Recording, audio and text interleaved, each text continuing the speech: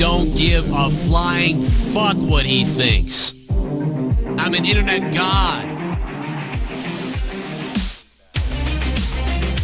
My name is Joe Cronin. We're listening to the Joe Cronin Show. Hello everybody there, right there on the Joe Cronin Show, the hardcore legend Mick Foley. You're watching the Joe Cronin Show with Joe Cronin. Personality, insight, and insanity. Wrestling talk with attitude.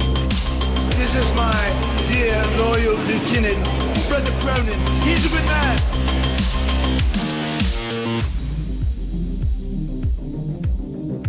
How about this? If you're going to call the show, grow a sack. If I offend you, fuck you.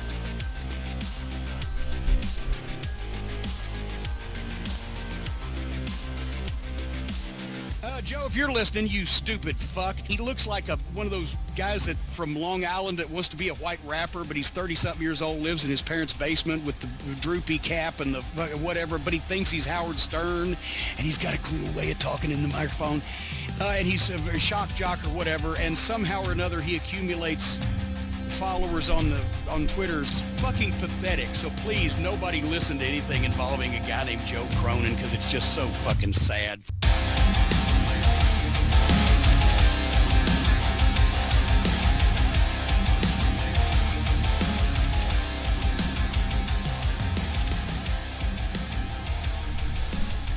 What's up, wrestling fans? We are now ready for the greatest Royal Rumble of all time. The absolute best Royal Rumble, the greatest one. There has never been one like it. This will blow away every other Royal Rumble there's ever been, because this is the greatest Royal Rumble of all time.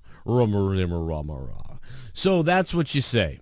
When you already had WrestleMania, you can't have WrestleMania in Saudi Arabia. You have Joe, to, if you're listening, you have to go fuck. to. Oh, shut up, Cornet. You have to go to calling something the greatest Royal Rumble of all time, which it is certainly the largest, I believe, ever done. Yes, true. They couldn't call it the largest battle royal. They couldn't call it the greatest battle royal ever. They literally had to call it Royal Rumble, which to me is like, imagine if they had a pay-per-view called The Greatest WrestleMania after WrestleMania. Would that be okay?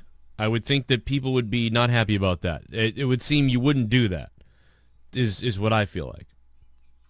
And that's why I don't like the name of the greatest Royal Rumble, but whatever. Raw was atrocious tonight, I felt. I thought it was just garbage. I don't know how anybody is awake at this point, how anybody could not be just fucking sleeping at this point tonight. People might be sleeping, because you know something? I keep track of the numbers, and right now, 738 people watching. We normally have 1,200 to 1,400 watching. Now, granted, maybe YouTube sucks and the alert didn't go out, but that tells me I think a lot of people fell asleep. First of all, quite a few people I know that were there were hating on it, and they were there. And so people are pissed. That crowd was weird tonight, too. Half of them were kind of cheering for Reigns. Well, it looked like there was plants in the audience that they clearly panned to. That was fucking weird as hell. The whole thing was goddamn weird tonight. Just felt terrible. It felt like a go-home show that I don't care about. What's up, Jake?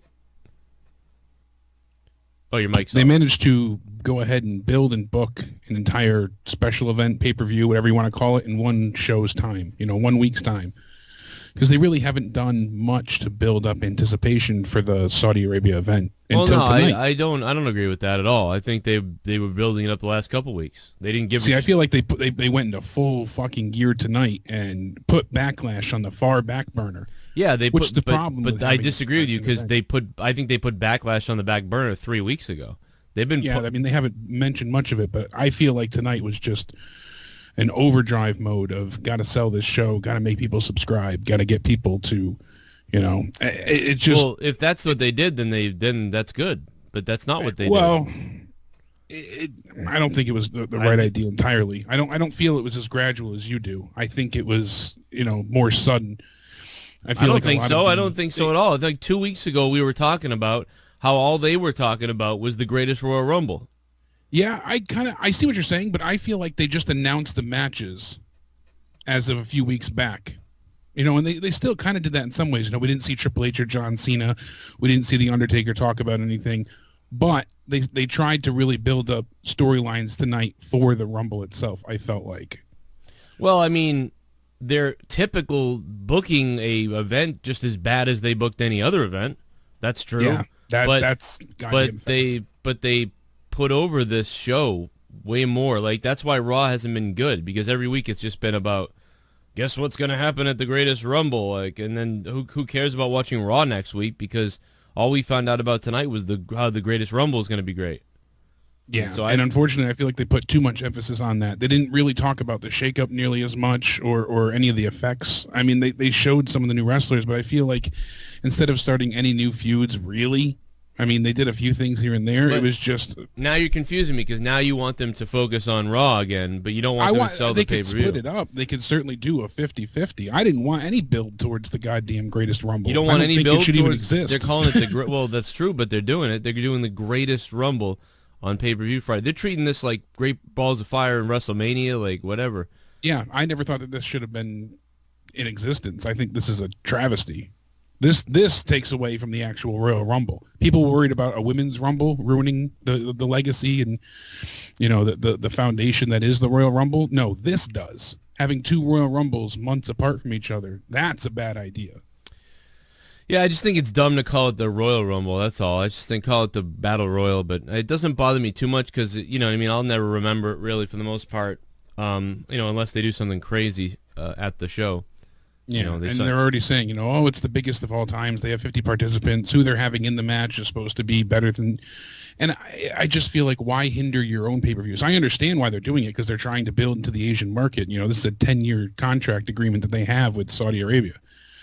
This is all for money and financial gain. But, I don't know. I just feel like they're saying, fuck every other market but Saudi Arabia at this point in time. What do you think about them panning to those... Roman plants? Roman plants, yeah. I felt like they were heavily mic'd, too. Like, you heard them way more above everybody else. Now, granted, this happens when people are really close to the cameras, and they use the camera mics every now and again. Yep. That's when you'll hear the wrestlers' calls.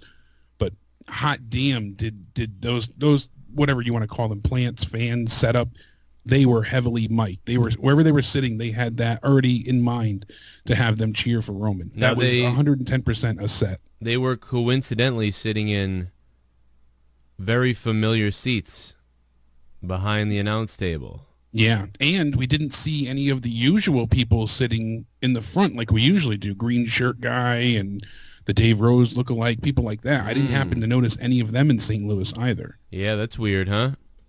Almost makes so you it wonder seems if like they those kind of tickets were taken away. Well, it seems like instead of giving away two $600 seats for $1,200 total in loss, kind of seems like you gave away 7 or 6 $150 tickets. Kind of weird. Yeah, and especially because, they were sitting in an area, but with the announce table being as far back as it is now, there's no reason the mic should have picked them up from where they were. The camera shots were looking at them, granted, but from where they usually pick up, the action and where the audio comes from, typically, the only time you hear fans individually loud like that is when they're fighting outside of the ring or they're yelling right behind the announce team. Like, there's a reason the mic will pick it up. This, you heard those fans clear as day for the duration of Roman's, promo and entrance. Yeah, I mean, I will say the crowd was... St. Louis has been a funny town recently. I don't know if everybody else has noticed this, but I do have to say that St. Louis has been a strange town. They've been louder recently. In fact, I can remember, I believe, the last 1 or 2 times that Raw was there. I can remember, especially the last time on the Raw review. If you go look it up, I guarantee that I said something about the crowd being loud, and we were impressed that the crowd was that loud. And that what I think is happening in St. Louis, I believe, is you are seeing a mix of very passionate casual fans and very passionate sort of maybe smarky fans. I don't know, like not smart fans, but like a mix of like more jaded fans and casuals. Not quite, Philadelphia, New York, but you're seeing a mix of it. Like you're seeing the best. You're seeing the best of the casual fans. Like the Roman Reigns fans there are being loud, as opposed to some of the Roman Reigns fans in other places that just kind of sit there and go, oh, yay, there's Roman, I like Roman. But, the St. Louis fans that like Roman were really like, fucking we love Roman. But, so my opinion is, Roman Reigns got a loud ovation from a portion of the crowd tonight. I would say 30 to 40% of the crowd was very loud for Roman. There was probably 40% of the crowd that was also booing Roman.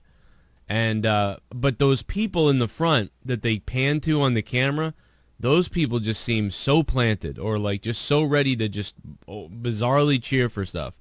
It was very weird. They panned right at them, right at the right time. And I don't know why that was, if they were set up there or if they had just gone outside and seen a group of people been like, hey, want to come in here and cheer loud? We'll give you tickets.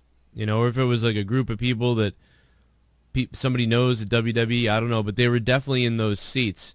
Now, I made a video yesterday on my main channel, which if you guys aren't subbed, make sure you sub my main channel. And I will play the donations in a minute, by the way, because of course I have to, because we need them.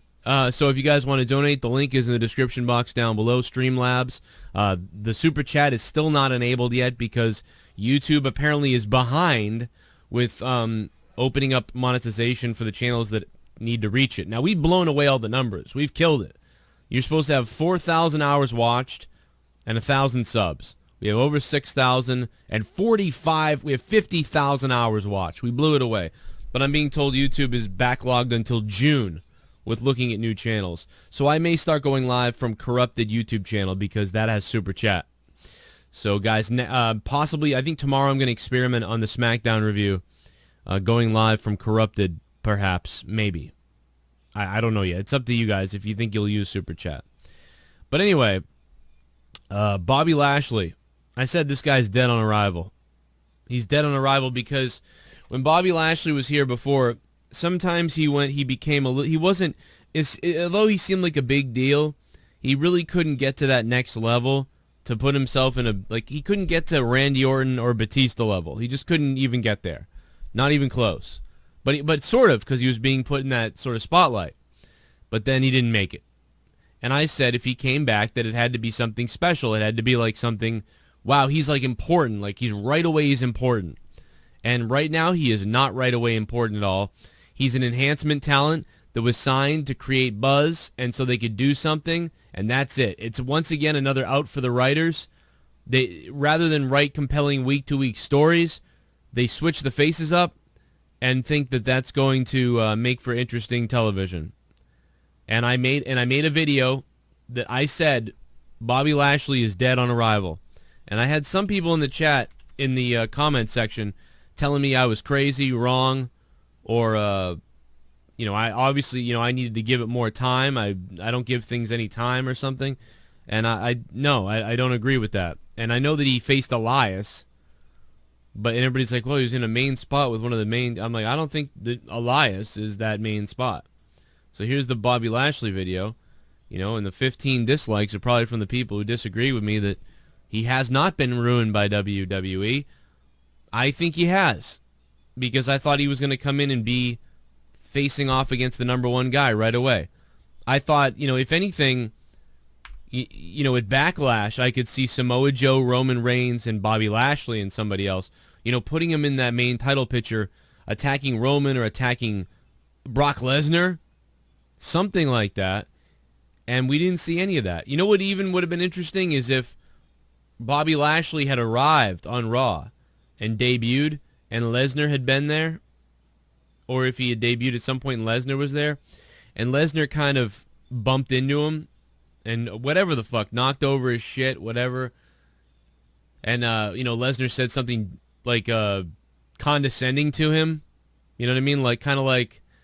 Get out of the champ's way. No, yeah, not even that. Like, more like, so time to start from the bottom again. Something like that. Like, look at Lashley, snicker at him, he knocked over his shit or something, and just look at him and be like, how does it feel to start from the bottom again? And then chest bump him and then walk past him. And then later on when Brock Lesnar's cutting a promo, maybe like Roman Reigns gets taken away by security or something or other, can't attack him before the Greatest Rumble. Bobby Lashley could then, have shown up and attacked Lesnar. But I know that they don't, the argument there is you don't want to make Lesnar look weak. He's the champion, and you don't want to make Lesnar look weak now. So I kind of get that. But the idea of that, of having Lashley in something that seemed more important than just a squash the guy who's the sort of the top heel on the mic now that The Miz is gone. I get it, but then a 10-man tag, he doesn't have anything to do with it. He doesn't win it. He doesn't do anything. He's just there. Then tonight he's got to play fucking second fiddle to Braun Strowman. You just fucking made Bobby Lashley look like he is. He's going to be a mid-card fill-in guy. I mean, dude, and only make the comparison because he's black, but I mean, I think we already have an Apollo Crews, so... Yeah, the crowd didn't give a damn. Even on the the Raw after Mania, the pop, the ovation wasn't even as big as it was for people, like when we saw Drew McIntyre return or, and anybody like that. Like, sadly, it's just he needed to have that infinite rub from, McMahon or whoever was higher up, creative. He needed to come in full-fledged, number one contender, or at least going for a big target. Like you said, he's floundering right now. He's going to be what Bobby Roode is, and then possibly even less. Yes, exactly. Except for, he doesn't really have the glorious thing, and Bobby Roode just looks like an idiot doing the glorious thing now because he's not over, and he's cheering it like people are over, and I know he's supposed to do that. He's trying his best. And he's losing. Just make him a heel. The other thing real quick before I play a donation, we hear what you guys are saying about this, and I will take phone calls in a few minutes. Oh, no way, Jose. You made him look like Adam Rose last week, which is just a major mistake. You bring a conga line out there for the goddamn guy, and it looks dumb. And all the casual fans immediately say, well, the new ones don't know who Adam Rose is, but the very new casual fans think, what the hell is this? And the regular casual fans say, hey, isn't this Adam Rose? Or isn't this that Adam Rose thing? And who's this Jose guy? And then the hardcore fans, even the NXT people, think, what is this, Adam Rose again? So you got everybody thinking Adam Rose now. Everybody, except for like morons out there or people who just started watching WWE in the last year or two. Everyone's thinking Adam Rose at this point and how he failed. So you do that again. You take all the attention off No Way Jose with his stupid entourage. And so that was a huge mistake. Tonight I thought was another mistake with his promo and the people and just who cares. They sort of made up for it a little bit, right? Because when Corbin attacked him, it became part of the story that the conga line was out there. Like, I'm afraid your conga line's going to attack me or something. And so that sort of became a reason for Corbin not to want to compete. And I guess then I give them some credit for there was a reason for him to have that conga line, I guess, but he really should have never had it anyway. So it's like, even though, if Corbin didn't attack him tonight, I would have been raging. In fact, I started to on Twitter already, and I deleted the tweet. I deleted the tweet because I was wrong. Because when Corbin attacked No Way Jose with what he said, it was like, okay, I get why they had him come out there with the conga line, but it doesn't matter. No Way Jose is dead. They know that. he was brought up to the main roster because I believe they realized he's pretty much a failure. He's kind of a failure in NXT, and he's kind of a failure on the main roster. And they knew that, and they just said, well, we worked hard with this guy, No Way Jose. It's not really going to work anymore in NXT. It's not working that much. We've got, other characters that are working like Velveteen Dream, and No Way Jose just isn't even working here. It's not going to work on the main roster probably because we saw what happened with Adam Rose. So let's bring him up, see what happens, and very least we can use him for enhancement of talent. So you have Ascension. No Way Jose is Ascension. Oh, and what are we complaining about, really? Right? Is anybody upset? Is anybody really upset that No Way Jose wasn't? Are we being ridiculous by thinking all the time that to be successful, you need to be someone who comes from NXT, has a decent sort of gimmick and setup, and then comes to the main roster and just becomes like a star and just becomes like a main guy? Or is it sometimes that they are set up to fail in a way because they're making everybody else look good. They're knowing their role. They're going into that role. What do we think No Way Jose was going to do? Do we think he was going to become the WWE champion when AJ Styles and Nakamura and Braun Strowman and Roman Reigns and Brock Lesnar and we knew he'd be comedy relief. I mean, you hit that nail on the head clearly. Like, there's been certain times where the gimmick is not fantastic, but it's still feasible and able to be worked with. And the Ascension is a perfect case. And then they came out and they ruined them with creative by making them make fun of and try and be the new Legion of Doom. And, when they did all that, it was real disrespectful. The crowd hated it. They were rejected. That was it. They were done for within like 3 weeks.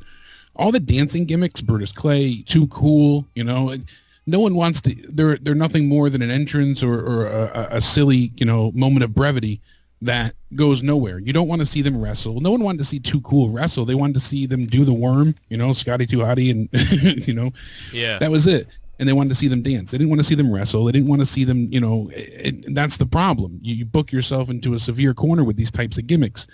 So, yeah, we didn't expect much from Jose, and it's not that he's fantastic in the ring either. So, I mean, he's not knocking your socks off with his work ethic. I just feel like, why do they even bother coming out with these gimmicks sometimes?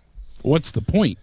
I don't know. I think they try things. And, I think that No Way Jose was a little, it was goofy. It was minorly successful, and then people kind of liked it, so like there was, you weren't going to just say stop, so people kind of liked No Way Jose, so they went with it, and they got some kind of gimmick out of it. I'm not impressed with what he said on the mic tonight. I think that entourage makes him look weak, makes him look stupid, and he got attacked by Baron Corbin, who we heard is going to be getting a huge push, and so here you go. Yeah, he's apparently, gained a lot of respect by handling his punishments well, by losing the briefcase and all he was dealt after that whole, I don't know what you want to call it, the drama backstage. He just kept working and kept himself focused, and I guess management and creative, appreciated the fact that he didn't give them a hard time. So now they're saying that he's, grown up and he's deserving of a substantial push. It could be good, but I'm gay. No way, I'm gay. What did you think about that? Well, all right, I'll get to that question in 1 second. We're gonna talk about what we thought about the greatest Royal Rumble being advertised next to the women's main event. But let's play a donation here.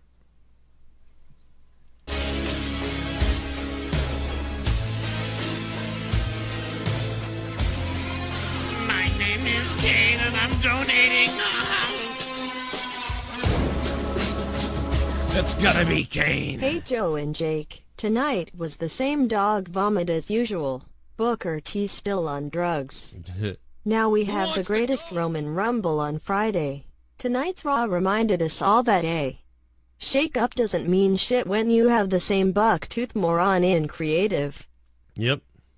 I told everybody. Everybody's like, ooh, the shake up. Yeah, it'll make it a little bit better because there'll be different Nope. Won't make a goddamn fucking difference. I'll say it every week if I have to. I don't give a fuck if goddamn Kenny Omega comes back. It shows up. Doesn't matter. Raw gave you AIDS. Thank you, No Death, by the way. Motherfucking No Death. Raw sucked. Bry Guy, that was it, man. He's just short and sweet. Your Raw sucked. Bry Guy, thank you, man, for the $7 and keeping this show on the air every week. Straight Bry to the Guy. point. Yeah, right. Just fuck it. It did. Nobody liked it, I don't think. I can't really find anybody that really loved it. I thought some stuff was a little bit interesting. I appreciated some little things they did, to be honest. But mostly I wanted to go to bed. Gable beating Jinder. That was interesting. I liked how he got out of the Colossus. I don't think he fully got that push off, but... Oh. Here's another one. Another hater.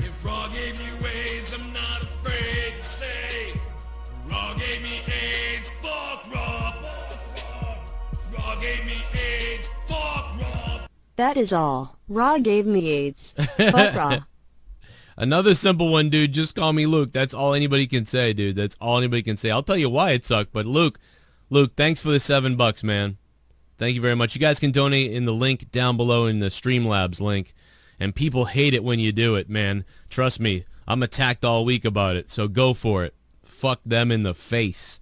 You keep the show on the air, and thank you guys. Raw was awesome. 4%. 4%. That is the lowest ever I've seen in a long time. 236 votes. 4%. I've seen 10 and 12 and 16 before. 4%. Raw was okay. 28%. 68% say Raw was horrible. Alexa's sweet ass and boobs. I was hoping Booker would jump Corey tonight. That would have been the most exciting thing tonight. Lashley, they will push in time. Good heel in TNA. Yeah, he was in TNA. Also, Matt Hardy was an amazing talent in TNA too. But guess what? This ain't TNA. This ain't TNA. Alexa's sweet booty fuck. I love you. Thank you for the $3. But this ain't TNA. Matt Hardy was a god in TNA. Matt Hardy was the best thing going in wrestling in TNA as far as I was concerned. So that don't matter. Yeah, he transcended, companies. My name is Kane and I'm donating. Gorilla Scroll! Lashley is so fucking bland. The darkest mayonnaise I've ever seen. Shout out to the chat. Hashtag FA Mustang. Oh my god. Dude, the darkest mayonnaise I've ever seen. The fuck does that mean? Gorilla Strong, thank you, man, for the 666. Man, that was disappointing tonight. Okay, so thank you guys, and we got some more coming up. We'll get to them in a minute. What'd you think? How insulting was that they played the Saudi Arabia Greatest Rumble right next to the women? It interrupted the women's match. Yeah, I mean, it was even they did it in the awkward. beginning of the night too. They went ahead and right off the bat, they had Brock come out, and then they went ahead and cut to a preview of the the Saudi Arabia show as well. A little less egregious, not having the women be in the ring at that time, but still, they cut right away to commercial immediately. Brock was still making his way to the ring. Ridiculous. But yeah, tonight's main event. Everybody said it on Twitter. I said it to begin with. This was the consolation prize for the women. You're getting the main event of Raw because you can't go to the show. Yeah. It's like, still so ridiculous that this is even happening. And I was listening to Chris Jericho talk about before. He said, he still really respects Vince and whatever they want him to do. They want him to be a part of the Rumble. Fine. They want him to face Undertaker. Awesome. He'll be there to do it. He said he's at a point in time in his career that he can kind of just do these things. He can pick up a match. People like to see him, and then he can dip back out and do his own thing.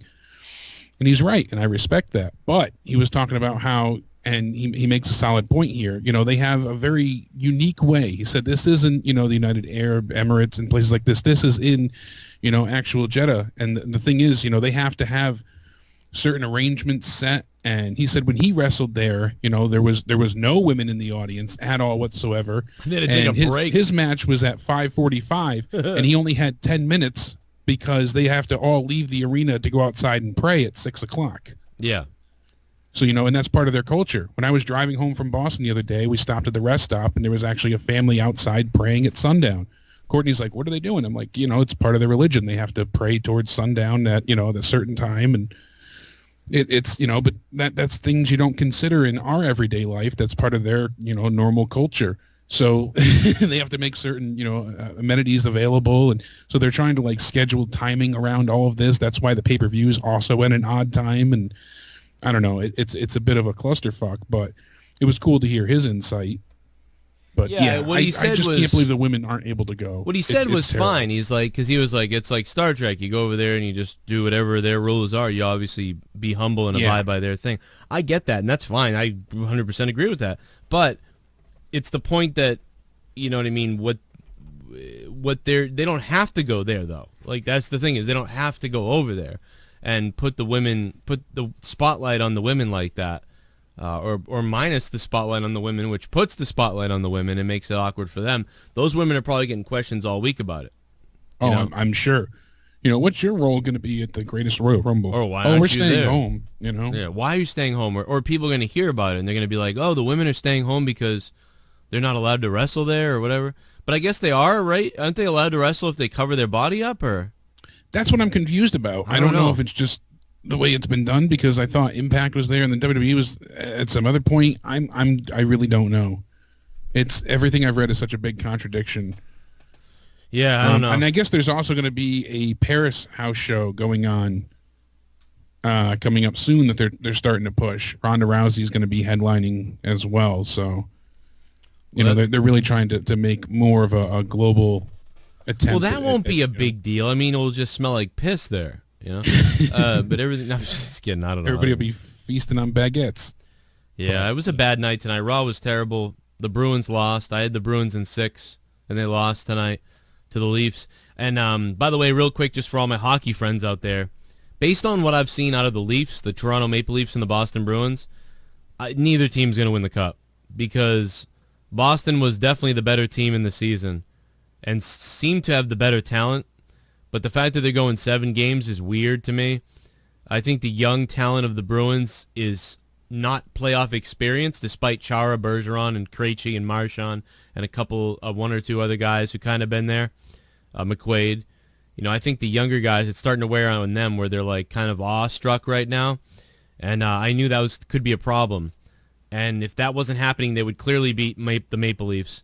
And I believe the Maple Leafs, anybody could win, the Bruins and the Maple Leafs, but I believe after seeing this series, neither one of these teams is winning the Stanley Cup, it don't look like. So, who cares anyway, I guess. But Game 7's coming, so enjoy it, guys. But that's all I will say about hockey right now. And I'll talk more about hockey later on my other show. What was I going to... Oh, yeah, I was going to take a phone call, but I lost the call. Sorry. It just feels like Raw is missing something, and I noticed it last week. Unfortunately, I wasn't around for the review, but I was like, oh, here we go again. They originally with the shakeup, they neutered SmackDown. Now I feel like they took a little bit too much away from Raw, in a sense. I don't know, because you have your top players, but with certain ways that it's set up, Roman being busy with Brock and Braun currently in this like state of limbo. You know, the crowd's happy to see him, but there's no real storyline with him. Everything kind of feels like it's floating. We've seen Finn and Seth be more tag teams than face off, and it's an odd pairing, and it's you know, I get their faces, so they're working together, but it just kind of feels like something's lacking at this point. And I know it's particularly the writing, obviously, but it seems like there's more direction just in 1 week on SmackDown than the entire month of Raw combined. Yeah, you know what? And I think usually the commentary sucks on Raw, but you know, they really oversold that women's main event tonight. I don't know if you noticed that, but oh yeah, they were like just blowing, like what the fuck, dude? They were like, it's like it's the first time we ever saw this happen. Yeah, they were just like, this is unbelievable. You know, like they were just going crazy for the women. Like it was very noticeable.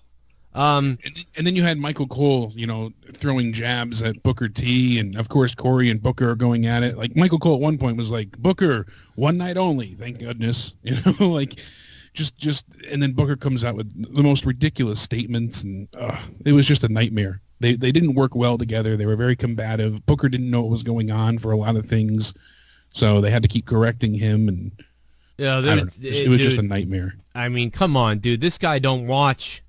Just hire somebody. 314, what's up? Yeah, I was there tonight, and that was the first time I've left a WWE event where I've legitimately wanted my money back. It was so disappointing. The story writing is horrible. It's trash. And I'm going to tell you what, I noticed something. It's a problem when you see more Bullet Club and Stone Cold Steve Austin shirts than current superstars. Wow. Let me tell you something. I know a lot. I have a lot of St. Louis listeners.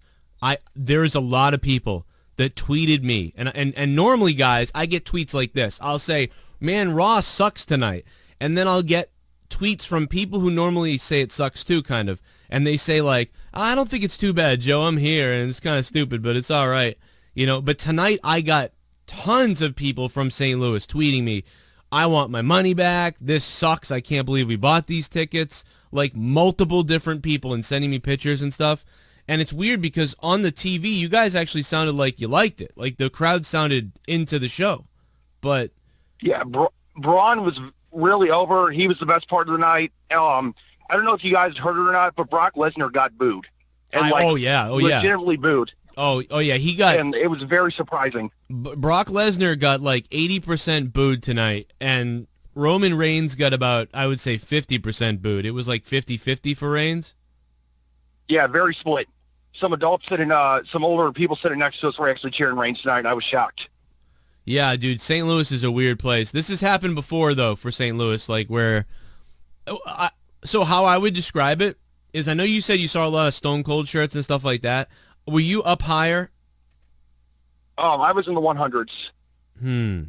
So, it was strange. It was one of the most bizarre events I've ever been to. Like, I can't really describe it. Like, and it was also one of the first events where people were leaving during the main event. And, like, that does not happen in St. Louis.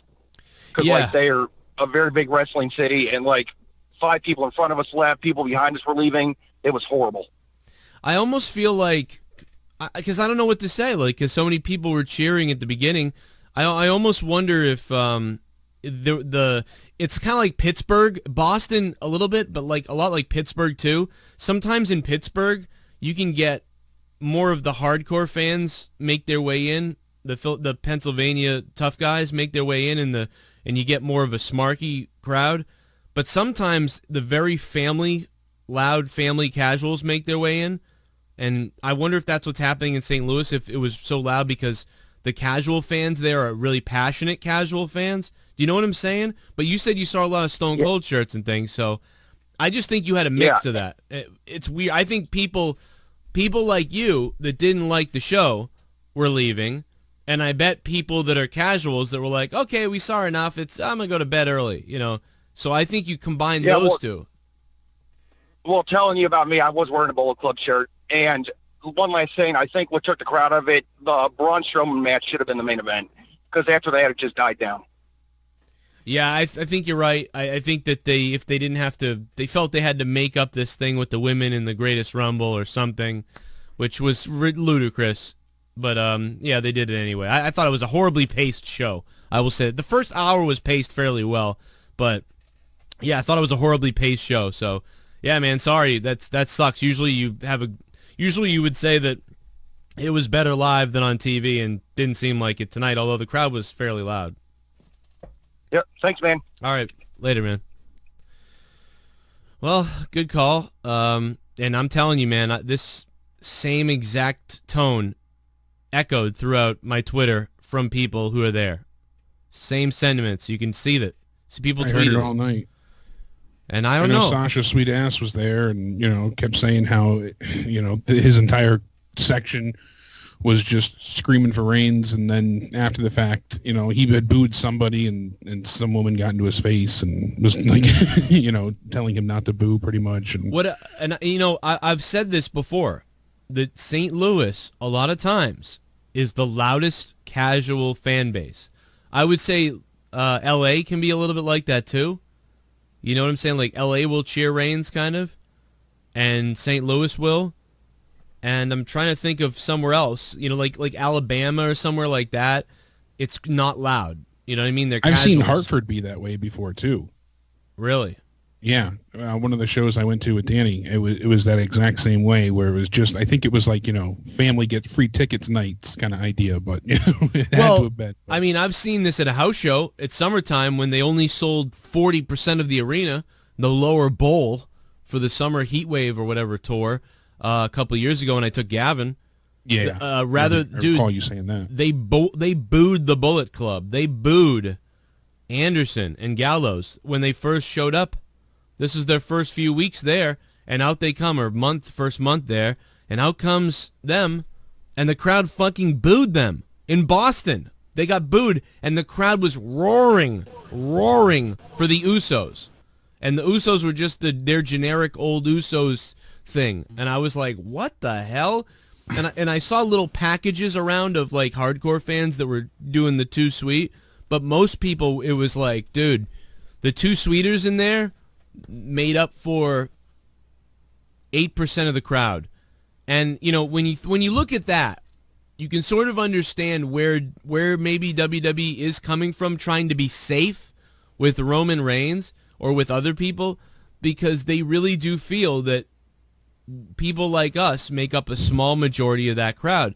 And if you just simply said, hey, Too Sweet's here, the club's here, you know, and then that was it, those other, they only sold 40% of the place, and only 8% of the 40% were screaming for the Bullet Club, and everyone else was booing them and cheering for the Usos.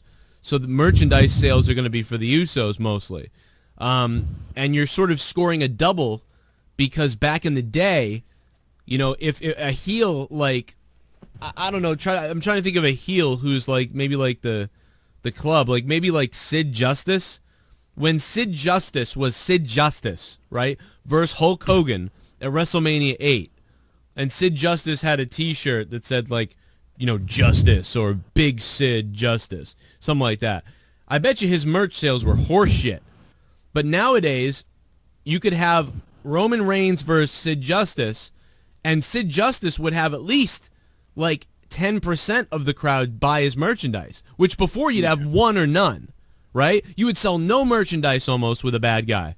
Now you can actually make a profit on the bad guy, and make your profit on the face. So it's kind of weird to look at it like that, but you know, that's part of the reason that we have such trouble, you know.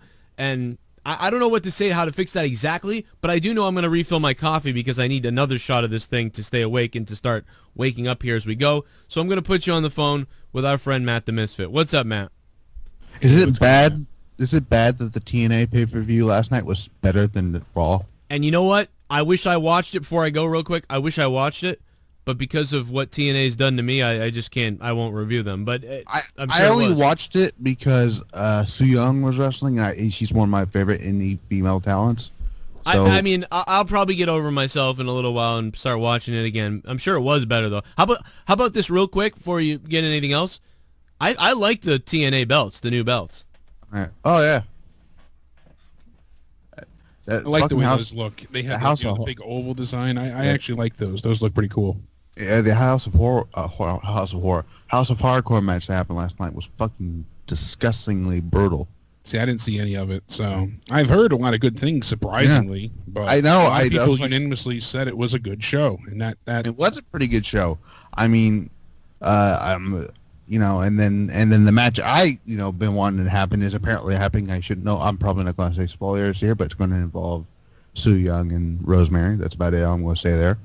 But but tonight was fucking god awful.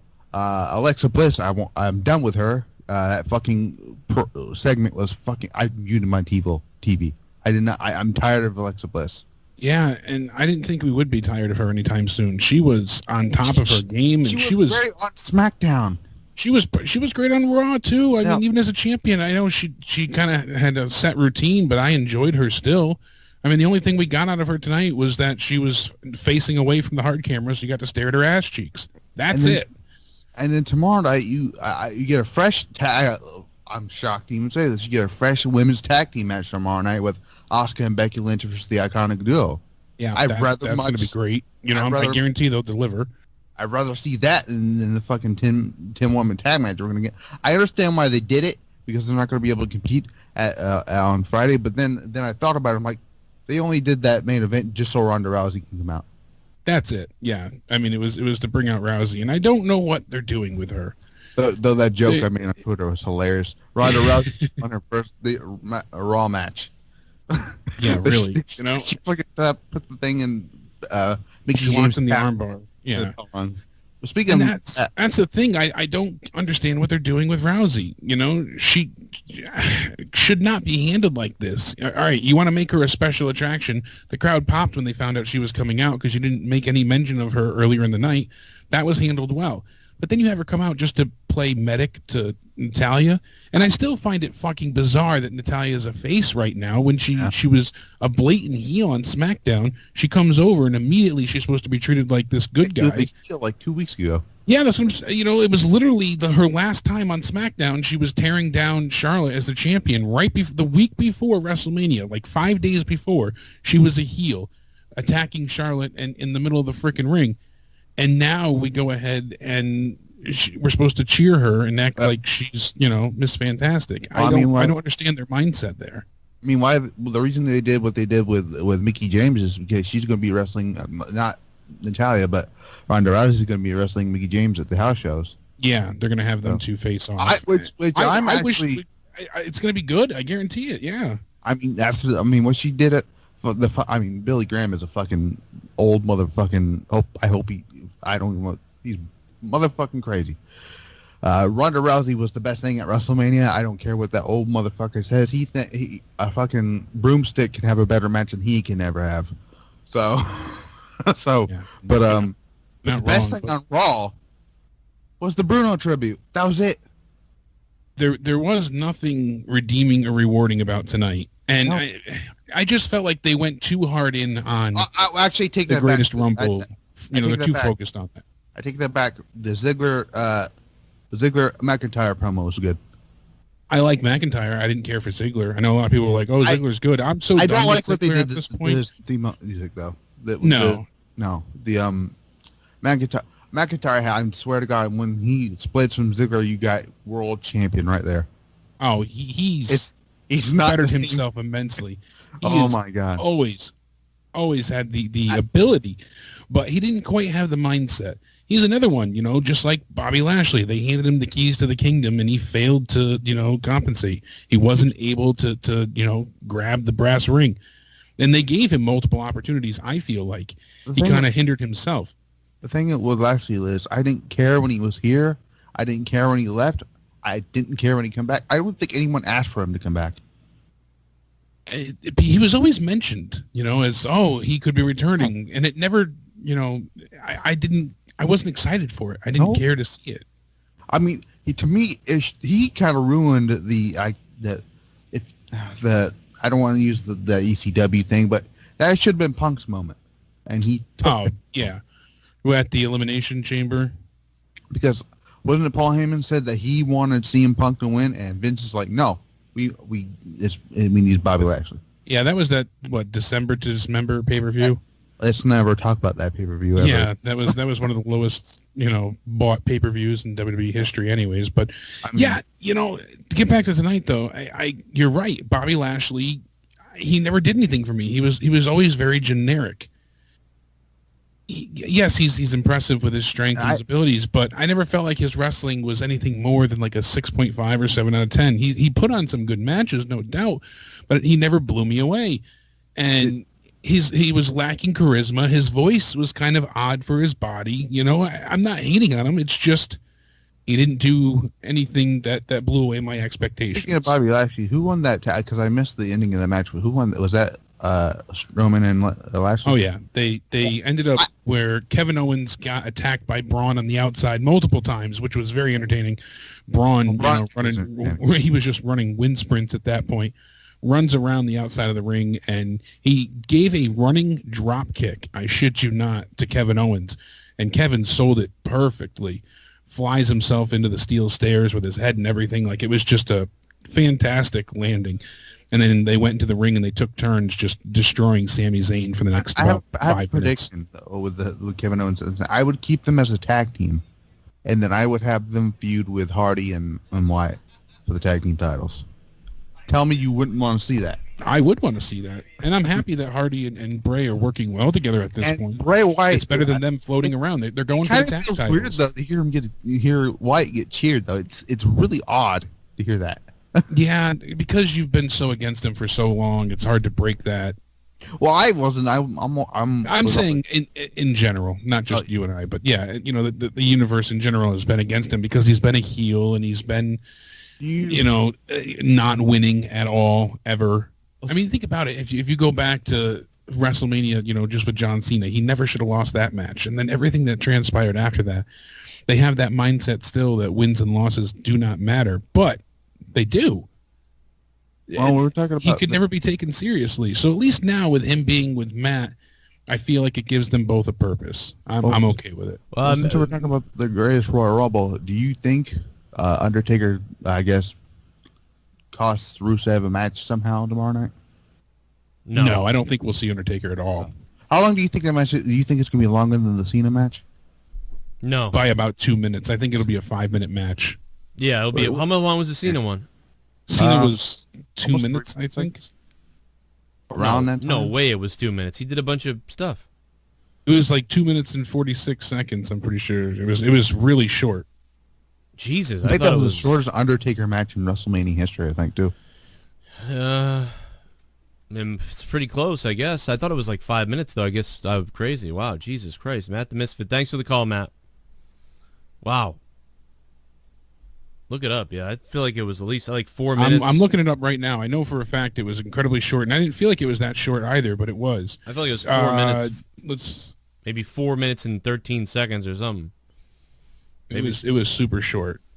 I'm trying to find it now. Maybe someone in the chat will be able to pull it up faster. Play a donation. Put your hands in the air if Raw gave you AIDS. Put your hands in the air if Raw gave you AIDS. I'll suck you off. Say, Raw gave me AIDS. Fuck Raw. Fuck Raw. Raw gave me AIDS. Fuck Raw.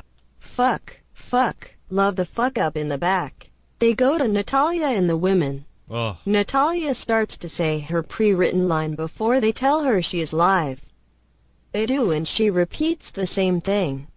WTF. Fuck production, fuck WWE planning, writing as fuck. They are so fucking stupid, Haskell. Thank you, Haskell 420. So they went to fucking Natalia and she was like repeating her line. I missed that part.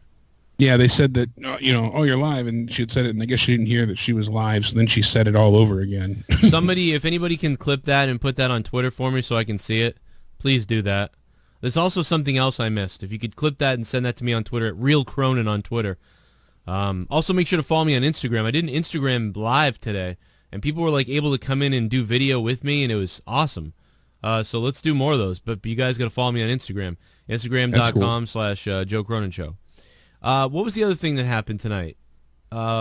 People were 2 minutes 45 seconds. John Cena and Undertaker. Wow, I would have said at least 3. That's crazy. Taker chokeslammed him at 2 minutes and 20. Did the pile driver and got the pin at 2:45. Did they make a joke about that midget guy who died? Yeah, Vern Troyer. Vern Troyer. Did they make a fucking joke about Vern Troyer Troyer did make a dying? joke about him. Jinder did, I believe. Yeah, because he was like going off on Gable. It was great, but I left the room to grab a drink, and then I saw people saying that. What did he say? Does anybody know what he said? I missed it. I at first, what I can say is what I heard of Jinder's promo was great. It sounded like he was really going in on Gable. Now, it was the classic stupid backstage, like WWE 2K fucking... Like, dude, they suck. They don't know how to do anything. Like, oh, just have them in the back, and then he'll show up, and then he'll be mad. So, oh, you guys will face each other. Oh, like they do that all the time. But then Jinder actually went in on Gable pretty well, and I liked it. But then I left the room and sort of while he was doing it still, and apparently he said something about Vern Troyer, and I missed it. Anybody else catch that? I didn't catch exactly what was said. I saw it after the fact. If anybody has... somebody in the chat again will I think Null Death might know. If you can clip that too, if anybody has that, clip that for me and tweet me that if you have that clipped, because I want to hear that. Talbot said before, when Bobby Roode was called Bobby Reed by Booker, things like that. Oh my God, he said, "I thought Mini Me died." Is that what he said? All right. Holy shit. That is fucking terrible. Ijai Cook or Ajay Cook, I don't know. I'm sorry, I don't want to mispronounce your name in the chat, but you said, do I think I can run the company better? In the past, I would have not said I could run the company better. I would say that I'd love to be an announcer, and I would love to maybe have a couple ideas here or there, but, I wouldn't want to do that. But seeing the product that we see every week now, yes. Yes, I do believe I could run the company better. Yes, I do believe I could make it so on Raw and SmackDown, there aren't giant piles of open seats still available. Yes, I do believe that I can make the product better so at house shows, you almost sell out 80% of most house shows. Yes, I do believe that I could do a better job, and I'll even double down on your ass. I believe I can do a better job as a PG show. I can do a better job as a PG show.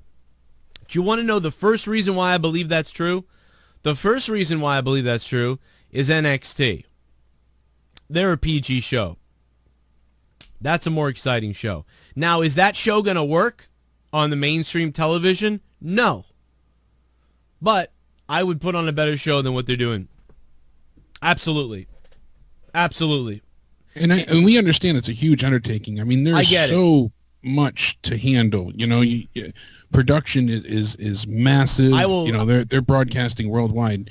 I don't care.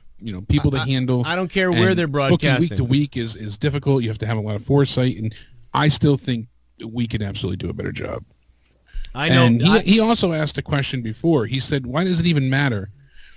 The way everything is going at this point. Why does it even matter?" And I said, What? Why does what matter? What are you talking about? That's what I'm going to explain about there being plants in the audience. He said, "Why does it even matter, Joe and Jake?" Well, because it's disingenuous and it's stupid. It'd be like if it's like if you tell everybody to buy a shirt, you know what I mean? Like so there's like a shirt sale stand, and the shirts all say like, "I'm the coolest guy ever," and the guy's like, everybody loves this T-shirt, the coolest guy ever T-shirt. And then so what you do is you hire like 3 people to wear the shirt and stand around the desk nearby as if they just bought the shirt. So people think like, "Oh wow, like other people are wearing the shirt too. I should buy that shirt." This is old carnival stuff. And the fact of the matter is why it's a joke is because this guy mostly gets booed. All right? He's not Hulk Hogan. He's not Cena. He's not Stone Cold. He's not even goddamn Shawn Michaels when he was the champion. Okay? Those people actually were cheered at some point by, legitimately mostly cheered by the crowd. He's not even Bret Hart. And so it's pathetic when you can't get that person over the right way. He is over in a sense. Roman is over in a sense. But when you continuously force this guy and it doesn't quite work out the right way, and then you literally have to pay. Would they have ever had to pay to have fans chant for Hulk Hogan? Did they ever have to pay to have fans chant for Stone Cold? WCW gave away free tickets. WCW gave away free tickets. TNA Impact Wrestling paid fans to sit there.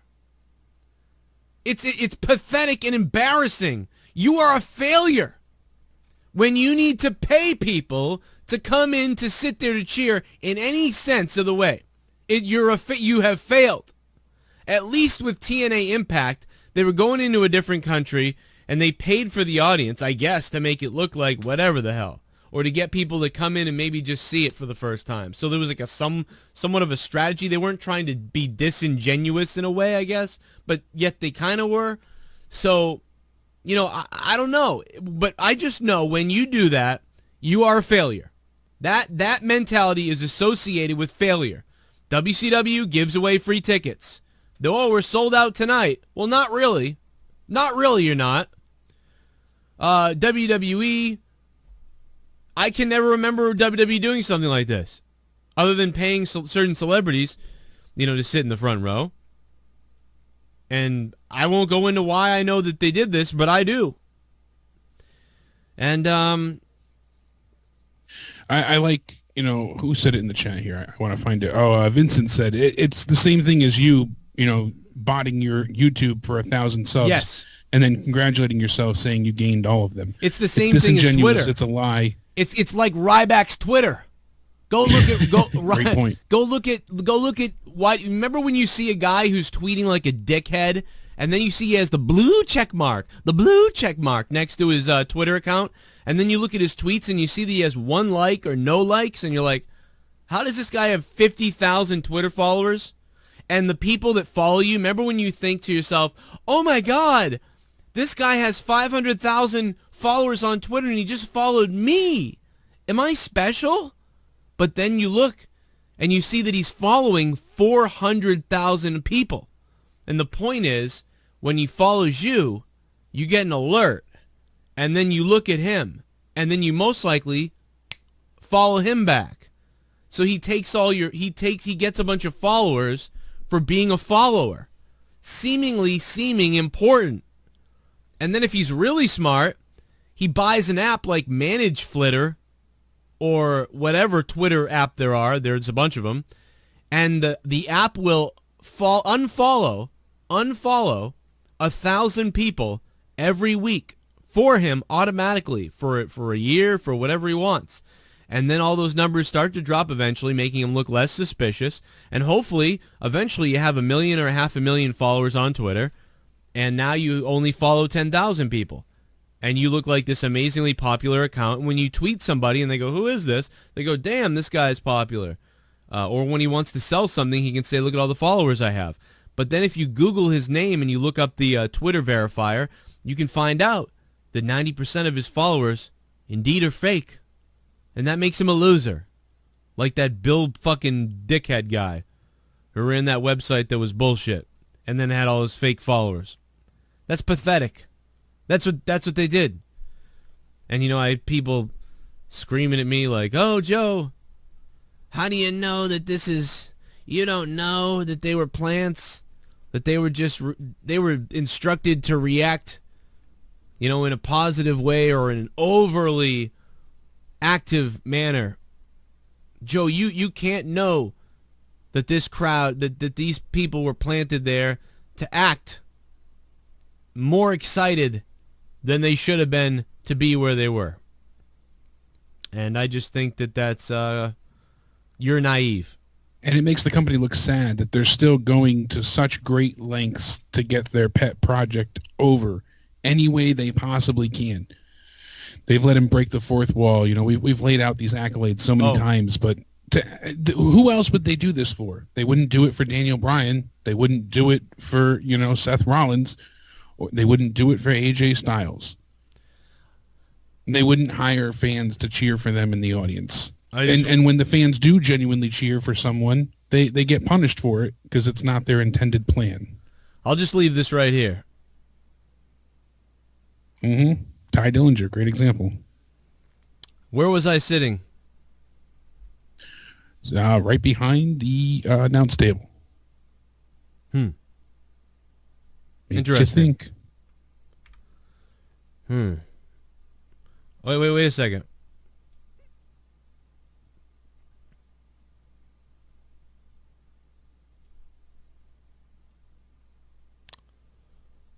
Where was I sitting? Front row yet again. That's peculiar.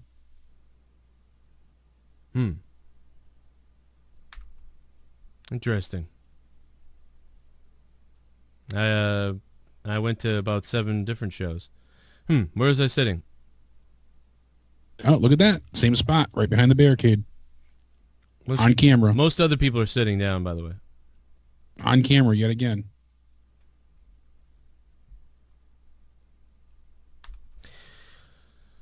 I didn't take acting classes, but I'm just telling you. Wake up. dummies on Twitter who don't know what's going on. Let's take a couple donations.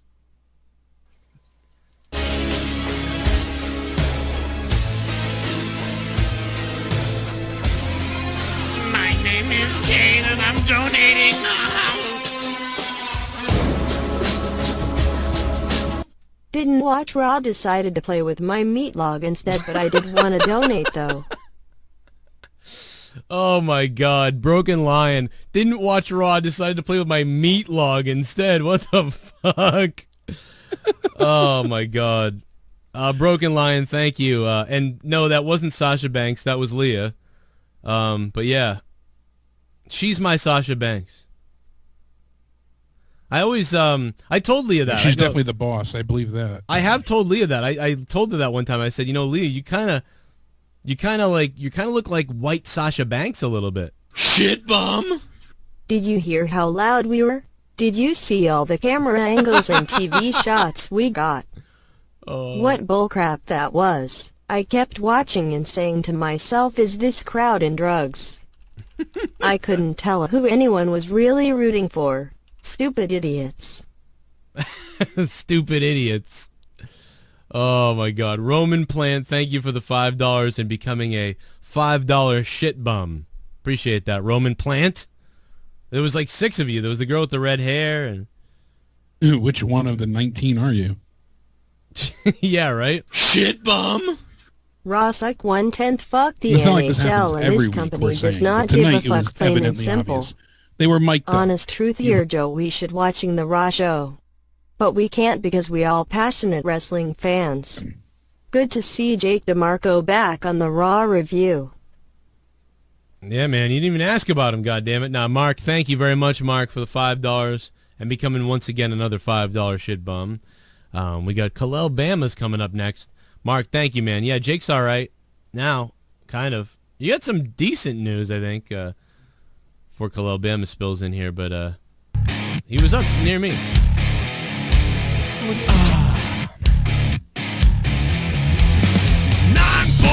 for a fuck. Someone donated 9. I'm getting hard. I got 9 inches inside of your wife. $9. I'm shooting my semen to the ceiling. I'm coming and my balls have turned blue. $9. Suck my dick. So they changed Drew's theme again? Dumb. Did you hear Booker call Chad pure white meat? Dumb. Mistrudge still using Mistherm. Dumb. Yeah. This show was dumb.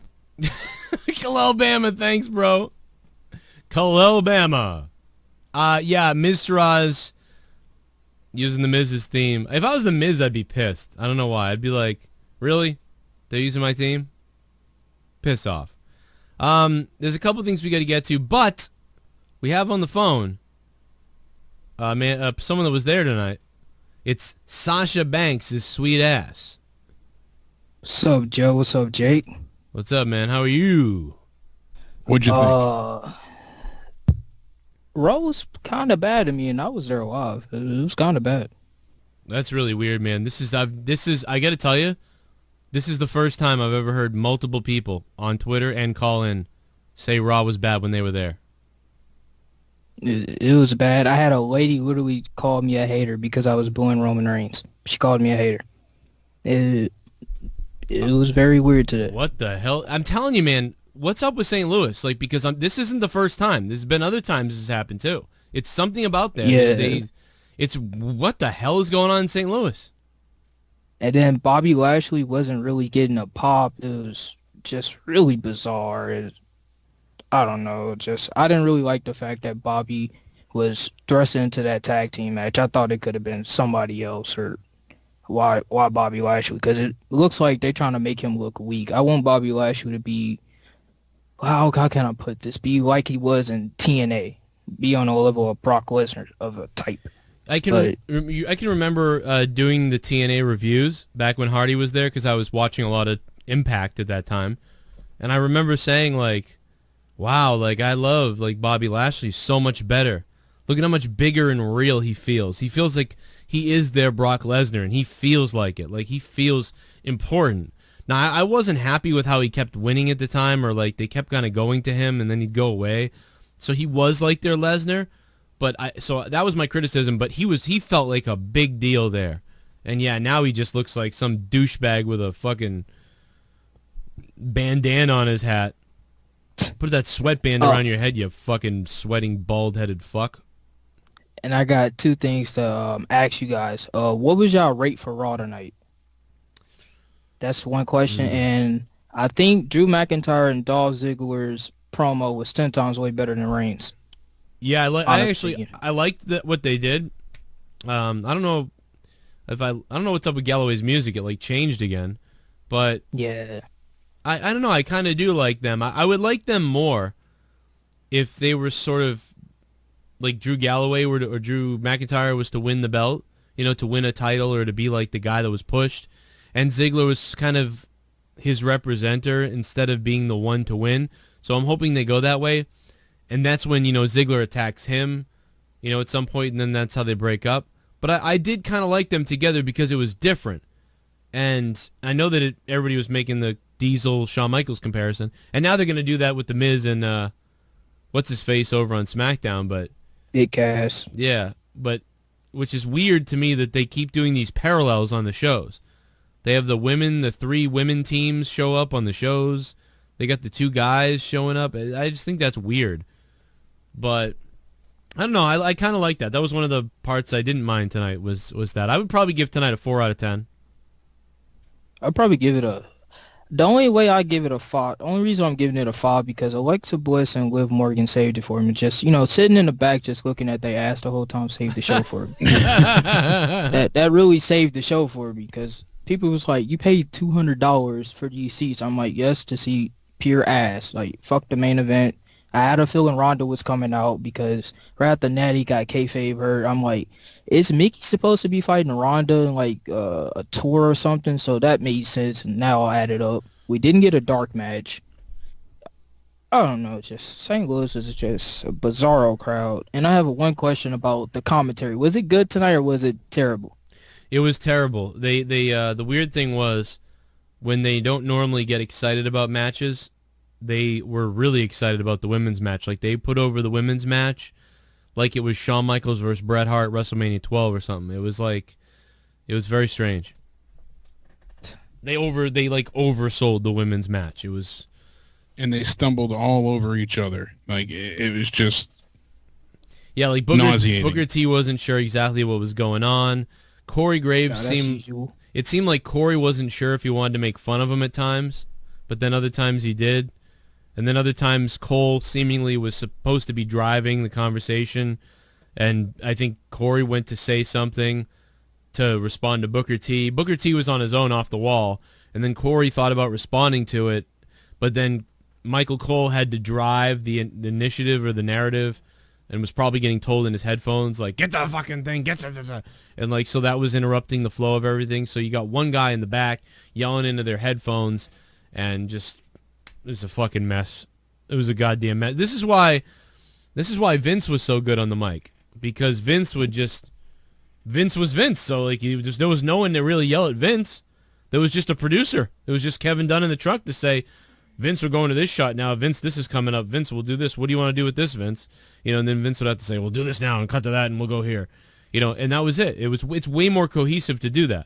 But with Booker T not knowing anything, and randomly could talk at any time, but being told not to sometimes, and then Corey Graves thinking about whether he wants to respond or not to what Booker says, and then Michael Cole is just ignoring everything because he's just thinking about driving the stuff that's written there or whatever is being said in his ear to him, that it just clearly becomes a discombobulated mess. And it was just weird. Everything was wrong. They undersell when they should be talking more about it. They talk about other things instead of the match. Sometimes they should talk about other things instead of the match, and they don't. In the main event, they just oversell it out of nowhere, seemingly. Like, just everything they do almost everything they do is wrong. The only thing I liked tonight about the commentary was Corey Graves said Primal Concrete Sledge and made a Pantera reference, and that was it. That's all I cared. I was like, cool, that's cool. Yet again. Yes, as he always does.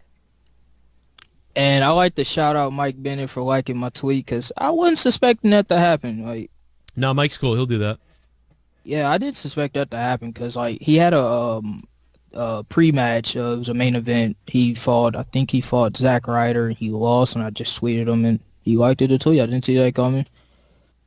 Yeah. And overall, I just thought the show was probably like, I don't know. It felt like that I should have stayed home instead of spent $200. That's just how I feel right now. Like, I got to see Jinder Mahal versus Chad Gable. Just Jinder in real, like, wrestling in, like, person, it looks fucking awful. And people were calling him Juice Mahal. It was a couple marks, but a couple casuals as well. Well, I'll tweet Mike right now, and I'm glad you told me that he had that pre-match. I saw people tweeting out the photos and stuff of it, but it's he's a good guy. It's too bad. Hopefully they'll start using him a little bit better than they have. And yeah, man, I don't know. It's too bad. I don't know. You had a good crowd though. I mean, we can't really complain about the crowd. I don't care that the crowd was cheering kind of. It was a little weird who they cheered for tonight, but that was it was a passionate, casual fans, which I can appreciate. That is so much better. Like what we heard tonight was so much better than usual. It's way better.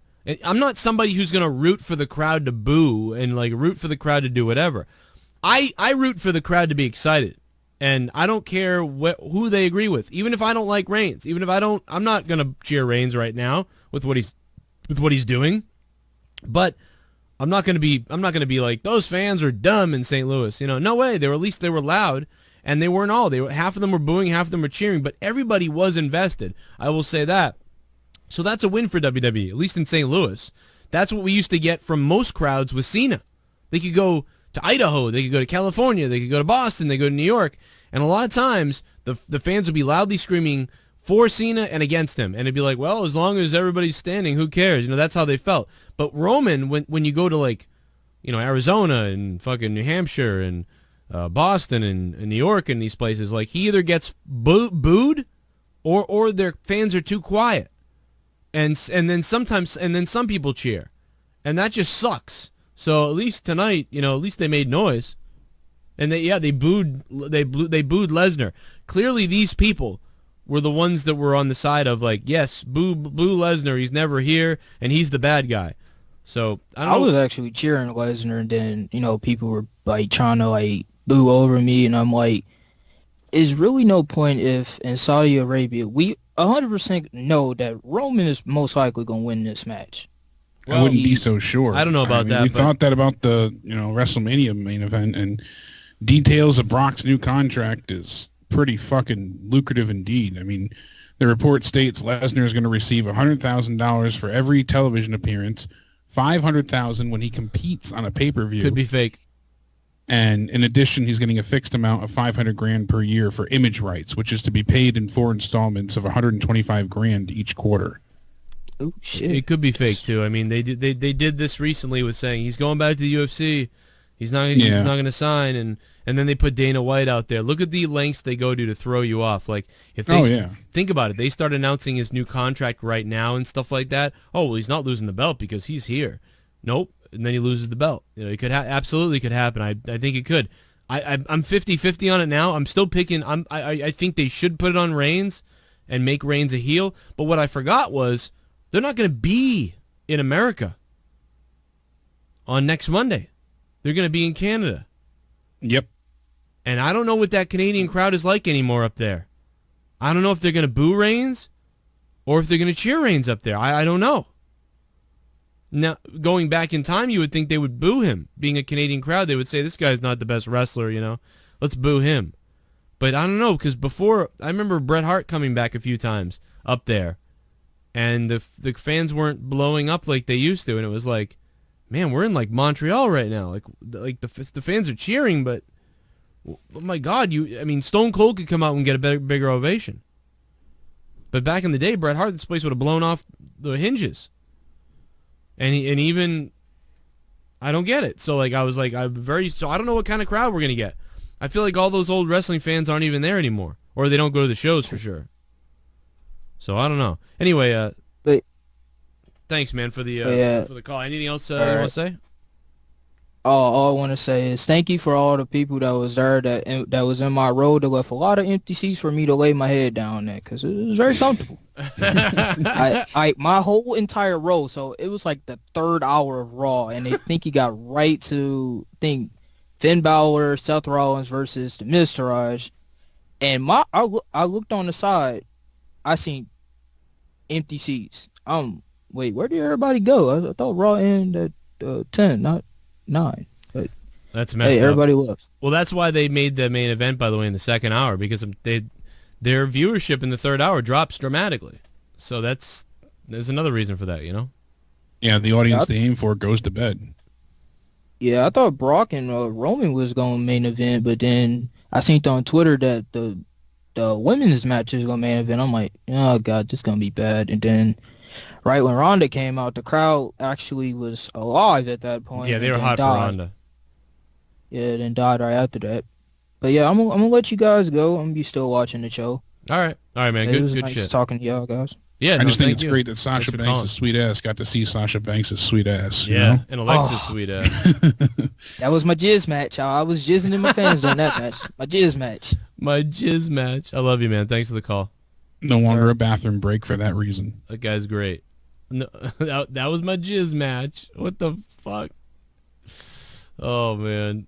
Hey. Yeah, I'm giving tonight a 2. I mean, there was just nothing. Who wore it better? Who wore it better, Jake?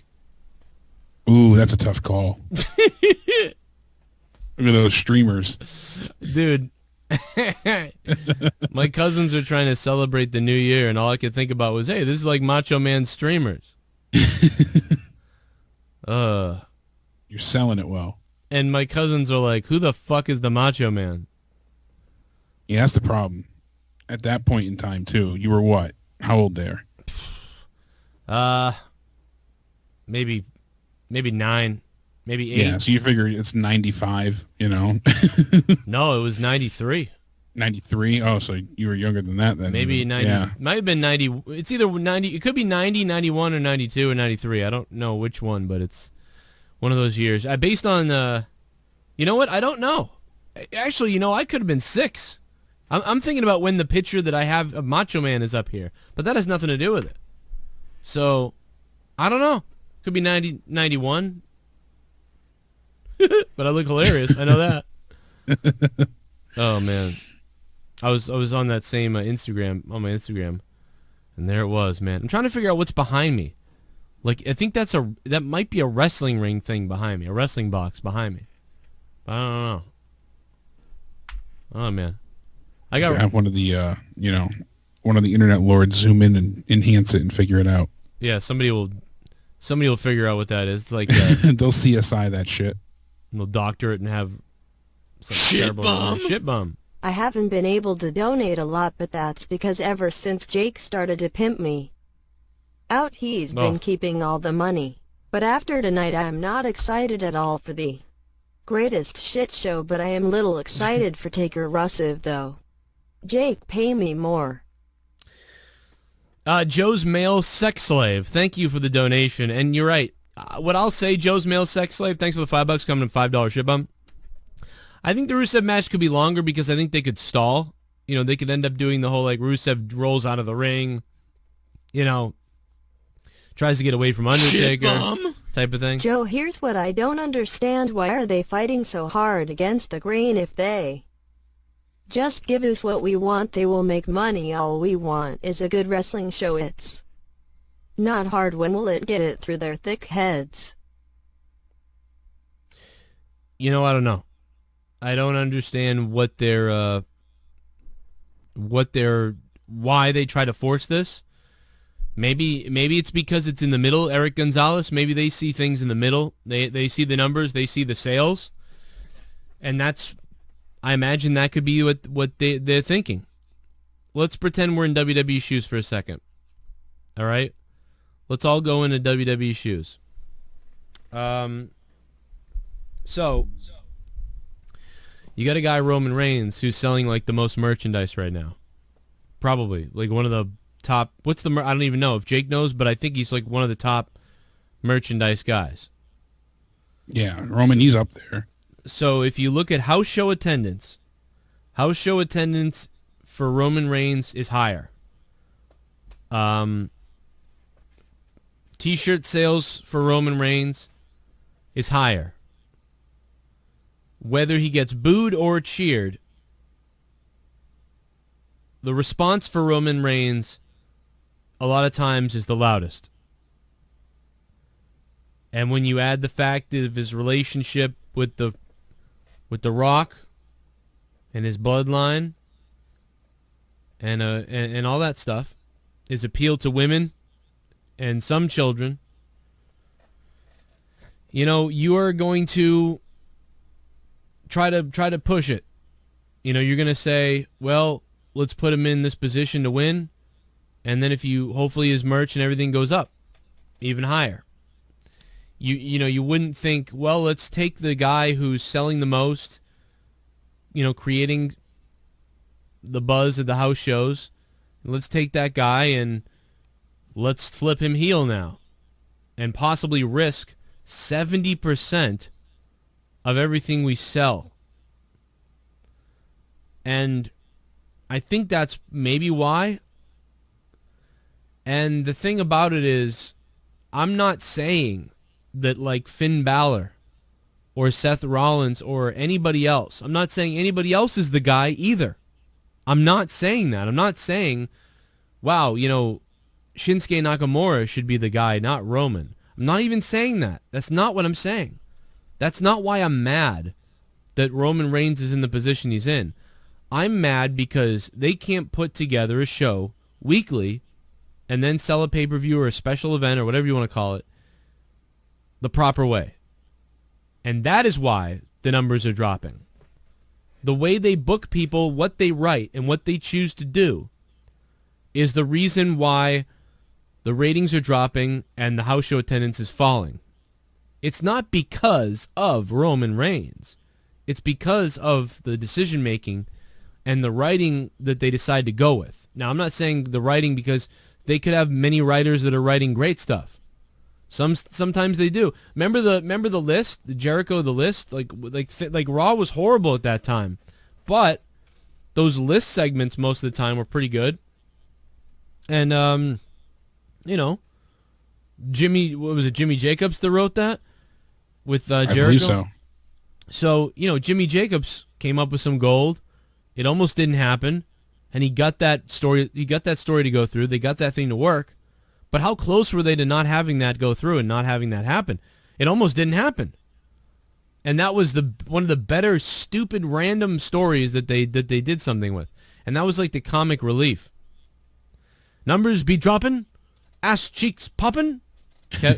Kevin Forster in the chat. What's up, man? It's kind of surprising, actually. Like the top selling shirts. I don't know. Who do you think actually sells the most merchandise right now? It's no longer John Cena. He's not even in the top 10. Where's Roman? 3, 4, Roman's 2? Number 5. Okay, Roman's number 5. Yeah. Wow, so that's not good. That surprised me. That is surprising. It's his "This Is My Yard" shirt is number 5. Okay. All right, let's think about everybody on Raw. Raw and SmackDown. So. I suppose it would help me if I saw the T-shirts because I could probably tell. But let's say, where's Seth Rollins? Is he above Reigns? He's lower than Reigns, actually. He was 6th or 7th on the list. See, so right there, like anybody who's like, oh no, Reigns should turn whatever the hell. Well, no, because what is Seth up next? No, he's not. He's doing good. Seth was on twice for the Burn It Down and the Monday Night Rollins shirt, so he was on there twice. But when are these numbers you're going to read me from? Like, what's this is from the first list is from February 21st. The other one is from March 28th. So, man, as of February, it was AJ Styles. Wow, I was going to say AJ might be on there, but I'm surprised he's beating Reigns. Yeah, it was shocking. Followed by they're still in the top 3, the Usos. And that really shocked me. I didn't think that heels would be selling so much merch, as you had said earlier in the night. But yeah, heels are marketable. So two Usos, two SmackDown people. Yep, and then Elias is his World Tour T-shirt, and that was in. And then Braun Get These Hands shirt was the top in February. Now in March, just before WrestleMania, it happened to be Rusev, then the Elias shirt, then AJ's, then Roman's My Yard shirt. So my guess is probably we're going to be Elias and Rusev. I wouldn't have thought. I kind of thought AJ, but I was like, nah, that's not enough people. So AJ and Usos. Not surprising though, but I didn't guess them at all. I was thinking a lot. I was like, maybe I'll say Elias, maybe it's Rusev, I don't know. And then you told me AJ and Usos were surprising. So wow. So they're outdoing Reigns. So that I guess this is preliminary. We still haven't gotten final results yet as far as sales figures. But from what I'm seeing is that the #1 shirt sold at WrestleMania was for Ronda Rousey. Really? Yeah. I bet you a lot of those were sold afterwards because people maybe because people enjoyed her so much. That's what I was thinking, honestly, because people were so impressed. Yeah, they were like, "Oh shit, let's get a Ronda shirt. That was sick." But it doesn't specify if it was bought at the show itself or if it was bought online. It just says WrestleMania Day sales. Yeah, because I would think a lot of people would buy a Rousey shirt because if she never came back again, that's kind of a collector's item. You know, I got Ronda Rousey's shirt from, her WrestleMania time. You don't know how long she could last. That is so surprising. And that's a funny thing, like Stacy said in the chat, Rusev's over, but Vince is burying him. We see that so many times. Rusev's the #1 sales, item commodity right now. Yeah. And yet. Well, I think they feel, my only other explanation possibly could be that they feel that that's like a flash in the pan.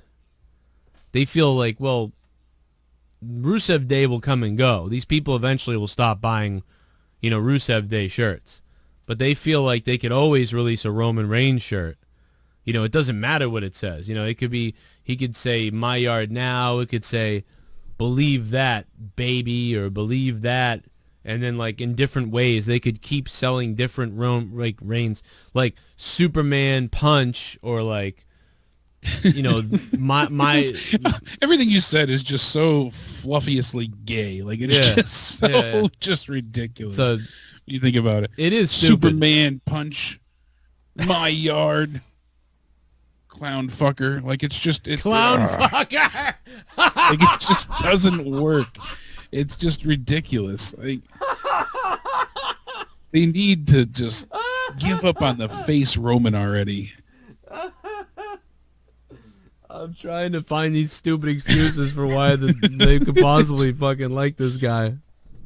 Oh god, that was the funniest thing you've ever said, I think. You fucking set that up perfectly. Get these hands, Superman Punch, Clown Fucker. Oh my god, that's funny. Like you said, I don't know how people get behind him at this point. And I want to like Roman. I do. You see him, and how many people have sent you the promo? I don't want to like him. I want to boo the fuck out of him. I want him to become a heel, goddammit, WWE. Yes, but I'm saying I want to enjoy him. I want to have him be on TV and not be like, God damn it, change the channel. Now that was gay. You want to enjoy Roman Reigns? I do. I want to drink him up, him and the clown fucker. But yeah, it's just disappointing. We see that so many times. I don't think Rusev Day could be exactly a flash in the pan. I think it will be, sadly, but the Yes movement could have been a flash in the pan too. Now, unfortunately, the circumstances worked out that CM Punk left, and that it left a huge spot open for Daniel Bryan to step in and have that WrestleMania moment and become the top guy. But the Yes movement could have just been a flavor of the month. Same thing with Rusev Day, but they could actually invest a shit ton of time into him and his character right now. It could be huge. It could be bigger than what it is now, and it could be lasting. It has lasting power.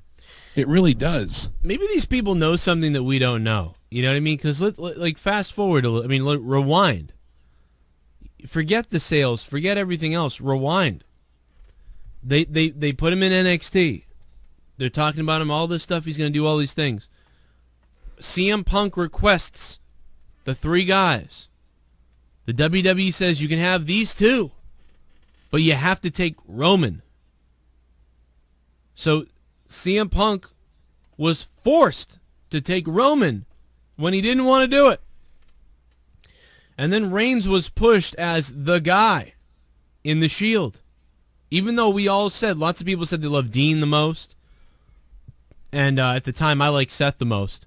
And by the way, if you go back and go watch the old videos, go watch 2012, 2013, and 2014 Joe Cronin Show. And listen to me talk about the Shield. Most people we talked to liked Reigns or Dean Ambrose. Very few liked Seth Rollins.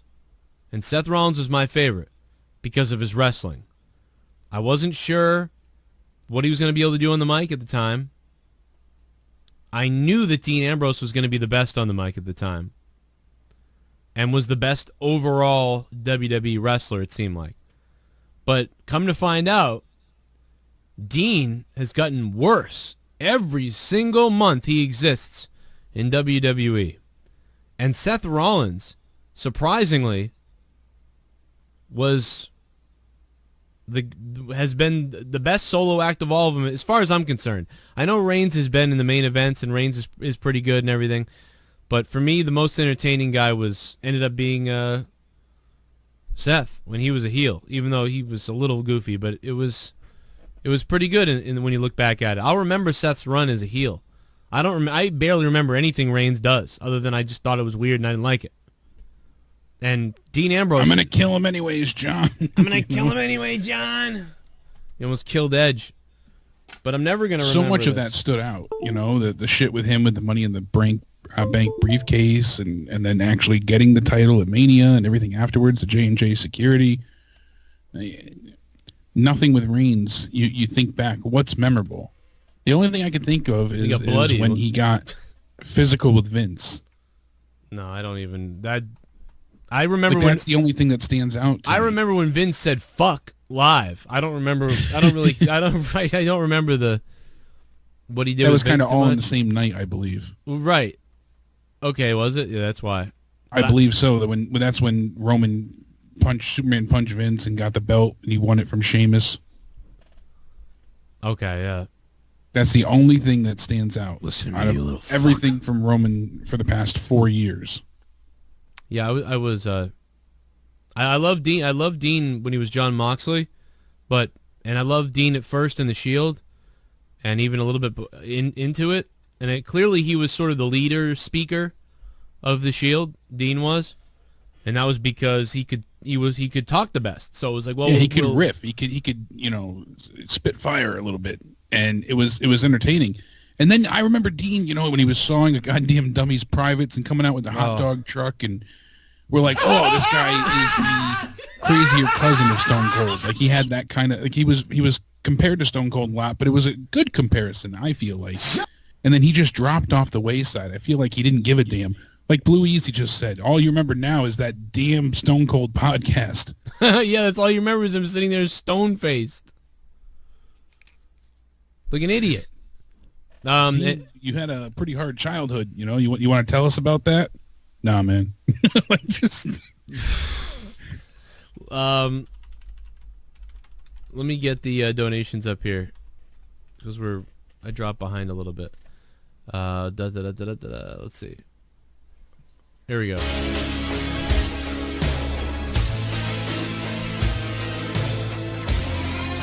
My name is Kane and I'm donating.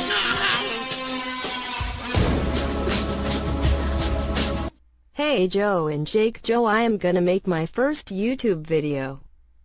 Could you please give me a beginner tip? Take care guys, have a good night. Don't use copyright material. No, I don't know. Just Paul 45. What's up, man? How you doing? I don't know, I guess.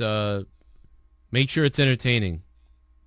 Make sure you're speaking fast. Like you're speaking, you're doing something that you would listen to and not doing something so that you could see yourself. Shit bum. Thank you, Just Joe, Paul. Jake, do you guys think the rating would be decent if that made Punk and Daniel Bryan the main faces of the company instead of them trying to rape us with Roman? Yeah, do you think the rating would be decent if they made CM Punk, Daniel Bryan the main faces of the company instead of them trying to rape us a Roman? Broken Line, thanks for the $5. No, I don't really. I don't think the ratings would be too different. It comes down to the writing and the decision-making and the week-to-week storytelling. That's why I say it's the problem. Things didn't change, just the people. That's why I'm saying that's it's what not we did with the shake-up, and it didn't make a difference. That's why it's not Roman's fault. My God. Joe, how llama do you think this Rusev thing will last in Jake since you pimp is pimping easy? Jake is pimping easy? Pimping ain't easy. No, it isn't. Broken Lion. Broken Just Lion. tell your male sex slave he's only worth what he puts out. Broken Lion, thanks, man. You know, Jake, I was playing PUBG the other day, and these guys crashed into each other. This fucking guy got launched out of the Jeep 100 fucking yards away, and I was dying on stream. And then me and D Moon got a chicken dinner. We're gonna play PUBG in a few minutes, by the way. Yeah, that test server is supposed to be out too, I guess. Tonight? It's I guess they're like setting up times, supposed to be from 8 p.m. to 1 a.m. our time, I believe. I thought it was 11, but it might be 11. It's I awful, don't know. dude. It's the worst times. Things. Okay, Troy sent me Wednesday, Thursday, Friday, 8 to 11, Saturday and Sunday, 8 to 2 a.m. That's what Troy sent me. Yeah, and then I had seen 11 to 2 because the 8 to 11 originally was Pacific time. Then they said Eastern. It changed quite a few times. But, yeah, the test server is apparently out for download now, but I couldn't find it on the marketplace. So, yeah, guys, we're going to play the hell out of that. For all the people that join us a lot of times on the Twitch stream, first of all, make sure you guys follow me on Twitch, twitch.tv/Joe Cronin JCS. Link should be below, hopefully. But come on over to Twitch and watch us. We'll be live in a few minutes from there. And we'll be playing some PUBG, I think. And D Moon, hopefully, is going to be there. And maybe Troy will be there. I don't remember. I'm going to message him now, actually. It says test server available for download April 24th, 12 a.m. your local time zone. Well, it's midnight here. And it's supposed to be up for download. It says just search PUBG test server and the Microsoft Store, and you can download it. This has happened to me multiple other times with other games where, like, they say it's there for free, and I can't find it. Same thing's happened to me multiple times. Yeah, there's been a few betas in the past where they weren't accessible, so. Okay. Well, I am fucking fucking obliterated from Raw tonight. I don't know if... Joe, how long do you think the Rusev thing will last? And Jake, since you pimp is pimping easy. Oh, yeah, the Rusev thing. I don't know if we answered that part, but I don't know. I think the Rusev thing could last another month or two based on what they're doing to it. But I think Rusev realistically could have lasted a much longer if they had given it some sort of push or given it some sort of story. How about, somebody's facing Rusev at some point and they want to, if Rusev loses, he has to stop saying Rusev Day. You know what I mean? A lot of the smarks out there believe that they're going to take away Rusev Day, just like they sort of dumbed down Ty Dillinger's 10. They got rid of Wade Barrett. They got rid of all these people. So why not go ahead with that knowledge and have someone eventually say, like, you'll no longer be able to say Rusev Day if he loses the match. And can you imagine the crowd cheering, screaming Rusev Day during the match then, invested in it, and then he beats the guy? Just a stupid mid-card story like that would be better than, I don't know, whatever they're doing with him. I don't know. I think it could last, like I said before, a lot longer than what they give it credit for, but it all depends on if they give him any support at all. I think we're going to see what happens with Rusev Day come this Friday. I think his match with The Undertaker is going to be very telling. I know he's going to have to end up losing. It's hard to believe that Undertaker would take a loss here. Yeah. But if Rusev can walk away looking somewhat victorious in defeat, I think it'll help I a don't little think bit they more with care. the Rusev Day longevity, but I don't even think they care. I think they'll 8 minutes, it's over. You know, but if he gets truly, literally buried and figuratively, then I think it'll be over in less than a month. I mean, honestly, I think whatever they do with Rusev, this match won't matter to me. Like it doesn't matter if they squash him or kick his ass, or he even if he did well. You know, I just don't think it matters, this match. It's just do. I don't mind if Rusev loses in 6 minutes to the Undertaker in a casket match. I don't mind it, but I'll be mad if he's not being featured in a good light or in good stories going forward on Raw. That's what I'll say there. Michael, what's up? What's up? I was at Raw tonight and it was fucking terrible. Oh my God, another one. But the crowd was loving it. Yeah, especially for the Braun Strowman match. Yeah, they were hot there. But nobody, dude, everyone I talked to from St. Louis says that they didn't like it, and that's weird. This is the first event like in St. Louis that it's not been like close to selling out or sold out. It wasn't? You could see a lot of empty seats? They had a curtain over the half the side of the upper deck. Wow. Wow, I thought it actually seemed like it was sold out tonight. That's crazy. That's why I think all the people were chanting for Roman, because all the hardcore fans weren't there. Mostly casuals. That's crazy, man. I mean, I knew a lot of times that's what you get in this when you're in the South, you know, obviously, but it was just weird that they were actually loud. You know, a lot of those times they're quiet. They're just like, oh yeah, I'm a Romans fan, but whatever.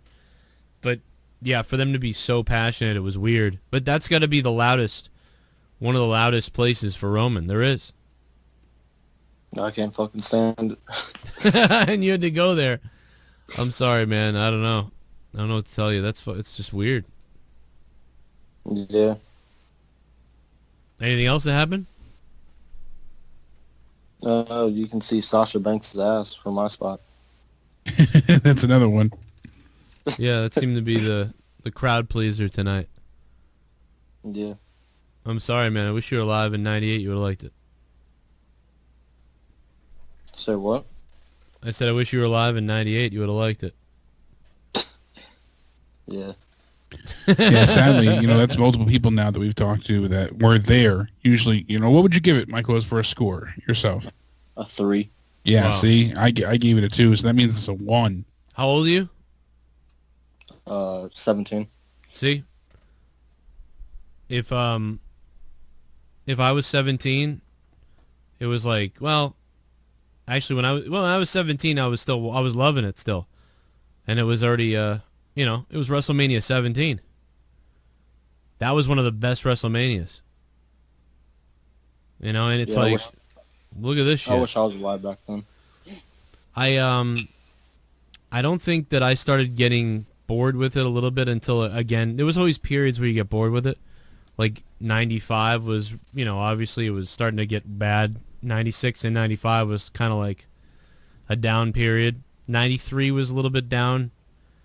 And, but man, I'll tell you, they really brought it back up with the Attitude Era. And now it's like, if I was 17 watching, I don't know what I would do, man. I would start turning this off. This is around when the WWE has been losing your age, like for the last, 6 or 7 years, I would say. Maybe after, right around when CM Punk left.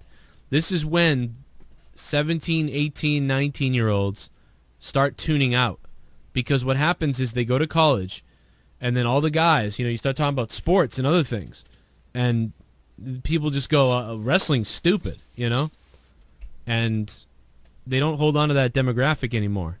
And even 14-year-olds, a lot of times, they lose that age limit, that age bracket too. When we were 14, everybody was watching it. And I don't know, man. It's just depressing what they're doing right now. There's somebody for everybody out in the WWE right now where you can say, I like that guy, I like this guy, I like that guy. But these stories are awful. It's too bad, man. There should have been something tonight that you could have been like, wow, that was awesome. There was nothing tonight. What was there tonight at this show? Besides like, oh, wow, Braun Strowman was over. You know, your memory of tonight, maybe the best memory tonight is the fact that you heard the crowd cheering for Braun Strowman, and you were like, wow, that was loud, that was cool. You even saw Brock Lesnar, and it's like none of this matters. You know what I mean? It's like if they had done something, you know, where like remember when Reigns got busted open at WrestleMania? It's like, and I know that it's PG, but they made Reigns bleed on a Raw before WrestleMania. Why not tonight? Reigns come out and bust open Brock Lesnar in the main event tonight. Why in the main event tonight wasn't it Roman Reigns jumping Lesnar in the ring and busting him open? And the last thing Reigns could have said, and by the way, this helps Reigns if you want to build him as a face, by the way. Reigns picks up the mic. You know, at WrestleMania, I was the one bleeding. Now who's bleeding, bitch? And throw the mic at Lesnar, and Lesnar's bleeding as they go off the air on Raw. You'd be like, holy shit, Friday, the greatest Rumble ever. You know, something like that. You'd remember that. The crowd would be crazy. The guy, Brock would be bleeding maybe. Something like that. You could have made Reigns seem unhinged or whatever. But they just went with a straight up, see you on Friday. All right, believe that. Like, what the fuck was that? You literally, from my opinion, Mike, you just paid to watch the WWE video game live. Oh my god, that shit's terrible too. Yeah, sadly, that's the truth. I mean, literally, they got in the ring with each other and then backed out, and nothing happened. I could create what we saw tonight on Raw, mostly, in the WWE video game. I could put on the promo things, I could just say things, and then have the matches. What, you know? Can you go back in a video game and create the intricate storylines that they used to have back from other years? No, not always. Things that they would do. This is just a cookie cutter show now. Jinder and Gable in the back for the millionth time. Gable's like, I'm happy to be here. I'm excited I could do something. And then Jinder comes in, you're not important, I have something to say. Oh, well, I guess you guys can have a match. It's like, okay, we've seen that a million times. Now, granted, honestly, guys, I thought Jinder and Gable was one of the more interesting things that happened tonight just because it was weird that they were in the ring together. I just thought it was a weird thing. And then for Gable to get the pin, I thought that was kind of cool.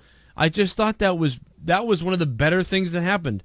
And then Jinder, even though the backstage part was stupid, Jinder's savagery on the mic made that interesting. So, like, I felt their thing was the most interesting thing. And, dude, what did he say, Mike? Did you hear this? Did he insult the guy who died? I couldn't really tell. It's kind of hard to fucking hear. Well, let me go check my Twitter, too. Anyway, Mike, I'm gonna let you go, man. I thought Mini-Me had died or something like that. Yeah. Michael, have a good night, man. Thanks for calling us. Sorry that it wasn't very good. Hopefully they'll fix this before 2020 or they're in trouble. Yeah. Have a good night. All right, later, man. He sounds depressed. I don't blame him. You get excited. You go to Raw and you end up seeing, Bobby Reed, not even Bobby Roode, take on Elias, and it's just like your main event is a 10-woman clusterfuck. Filthy Banana put a bunch of dildos behind me. He goes, even at that age, you knew you loved playing with adult toys. And he put dildos behind me. And for some reason, they're in a Rammstein case. Are there Rammstein dildos for sale in Germany that I don't know about? There must be. See, that's what was in the box. I knew somebody'd figure it out. Shit bum. Joe, I'm 20 and I've been watching WWE less and less each year. This year is the first time I'm almost done watching. Wow. That's Broken Lion. Well, Broken Lion, I hope you keep watching my show anyway. And my corrupted podcast show and my other shows. That's why I'm pushing so hard to do my other shows. Talking about other shit and doing comedy and doing what we love to do. And kind of moving, doing that on top of the wrestling. Because we're losing a lot. So many people watch a lot of what I do and they don't watch the wrestling stuff anymore. Because they just don't like wrestling right now. It's crazy. I've seen the numbers. It's bizarre. I hear from a lot of people that said, well, I didn't watch the show, but I'll still turn into the review. Somebody just sent me the terrorizing Triple H entrance on WCW. Dude, even when I was a kid, when I saw that, I started laughing my ass off. I was like, what the hell? Terrorizing. They really did that. Hey, you jumping on PUBG? Yeah. All right, we're going to play some PUBG, guys, because this is depressing. Raw was not good. Can't believe anybody would have liked it. I'm trying to find... SmackDown won already. I think so. Not even before the night began, just with the fact that The Miz is going face-to-face with Daniel Bryan. You know, that's going to be great on Miz TV, and, you know, we have so much else to look forward to, but that alone sold the show. And, you know, that's must-see in its own right. Yeah, I agree. Nightmare Just levels. so disappointing. What a shit night. Ugh. This guy said that this was very cringy, and now I see why. Bailey stops to hug a little girl in the crowd, and I guess a big dude just tries to hug her.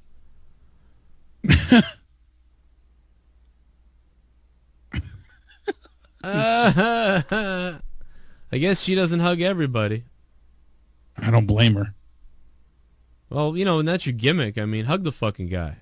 You know, maybe he doesn't have a dad or a mom or a brain.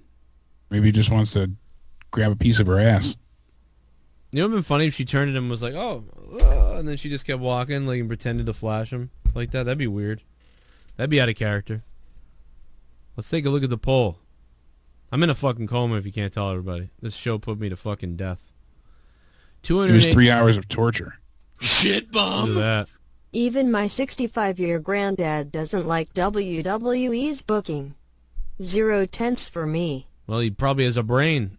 Bulldog Club, what's up, Bulldog Club? If you guys want to donate live, the link is down below for Streamlabs. We'll be, they'll still be on while we're doing the stream. And we are going live on Twitch in a few minutes. All right, let's get it going. All right, fuck it. You want to hop on Xbox? Yeah, I'm going to go switch off. I'll catch you there in a minute. All right, I'm going to send Troy a message. Woo! Let's do it.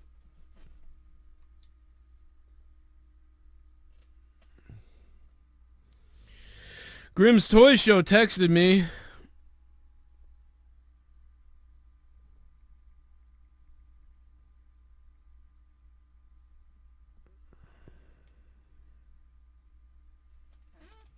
Where's the game?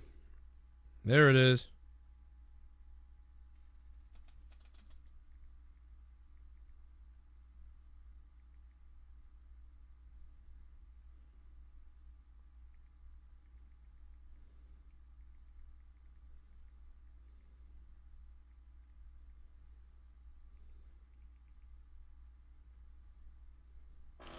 Oh, Canada. I gotta find the clip of the guy flying out the window the other day. That was way too funny.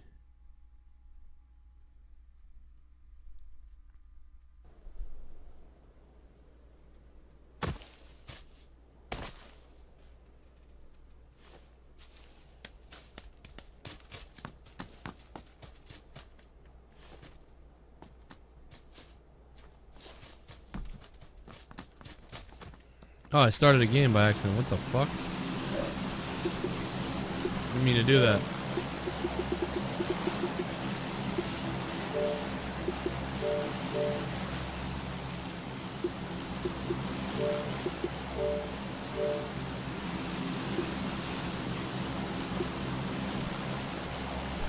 Everybody want to laugh at Onision? Watch this.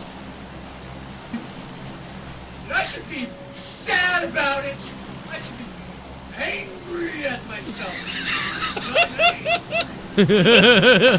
Sad about it. I should be angry at myself.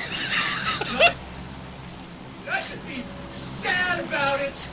I should be angry at myself. Angry at myself. Angry at myself. Angry. Oh my god, that killed me.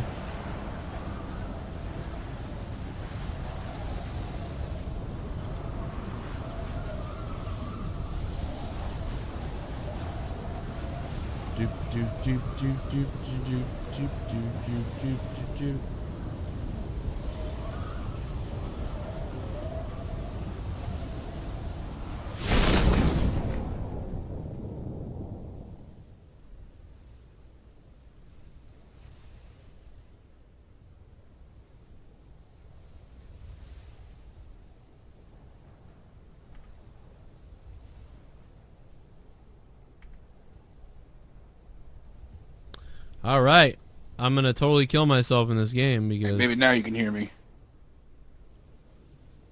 Yeah, I can hear you. He kept telling me he couldn't find a microphone.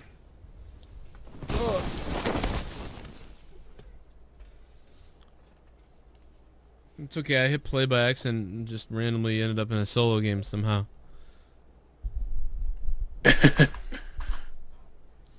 Guys, we're going live on Twitch. We're live on Twitch. Twitch.tv/Joe Cronin JCS.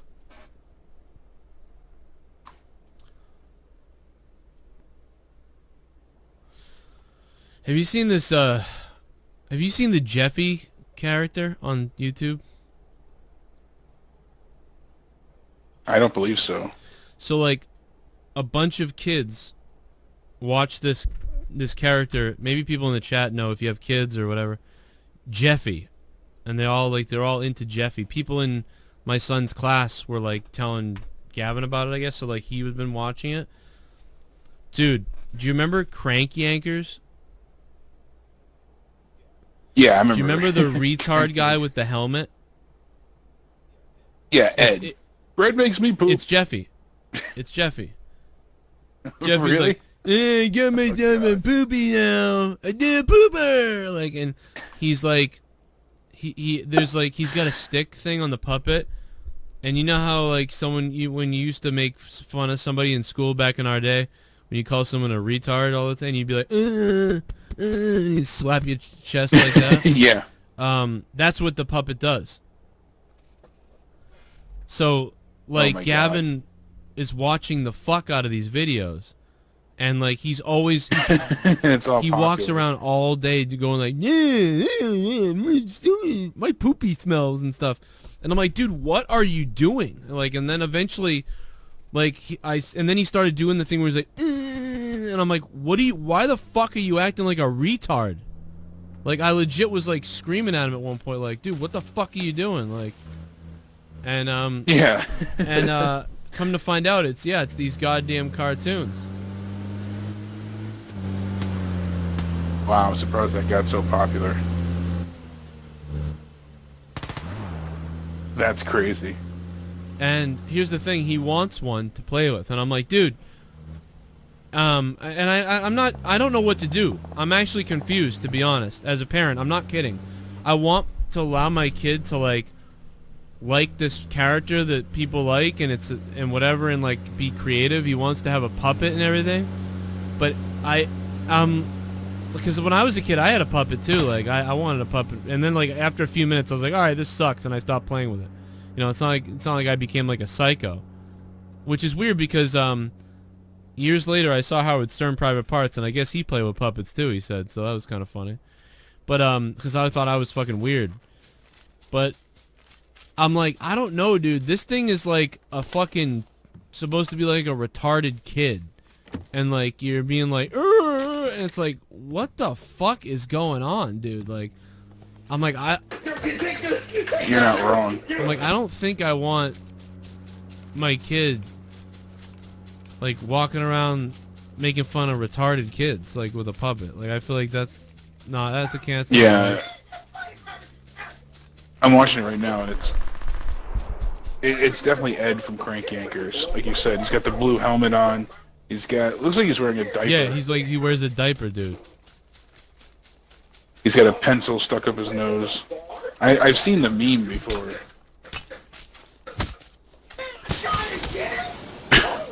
Holy God. But it's bad, dude. Yeah, you weren't kidding. Jeffy gets a cavity, has 3 million views from 2 days ago. Jeffy gets a cavity. I mean, dude, it's like, it's funny. But like for the kids, like, I'm like, I don't know, man. Like, the fuck?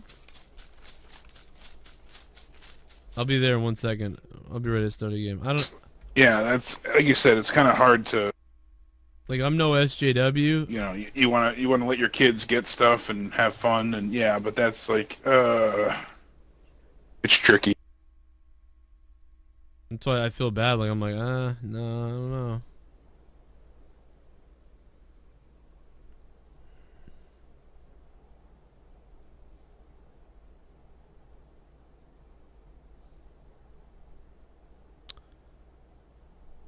What's up, everybody? We're jumping on Twitch. Mon Nichols. Hey. What's up, Joe? This is Bird? No, it's Gravy, oh, bro. My bad. Come you guys on. kind of have a similar sound. Hey, Steve, sorry that Nightbot timed you out. Why the fuck did Nightbot time Steve out? Oh. He said JD's real name, that's why. That's still banned in the chat, I guess. My bad. I can't say it. What is his real name? Catfucker? Oh. That's exactly what it is. I forgot. I figured I as was much. like, why did he get banned? And then I realized, oh. How you been, Jake? I'm doing all right. Glad to be home. You should made it back to CTN, right? At least you made it back home fine. Yeah, we ended up, I you know. That's what you think. Came back down a phone, and I'm still in Joe's basement. Yeah. Hi, guys. Hey. Hey. Oh, man. Trying to turn a negative into a positive, but we made it work.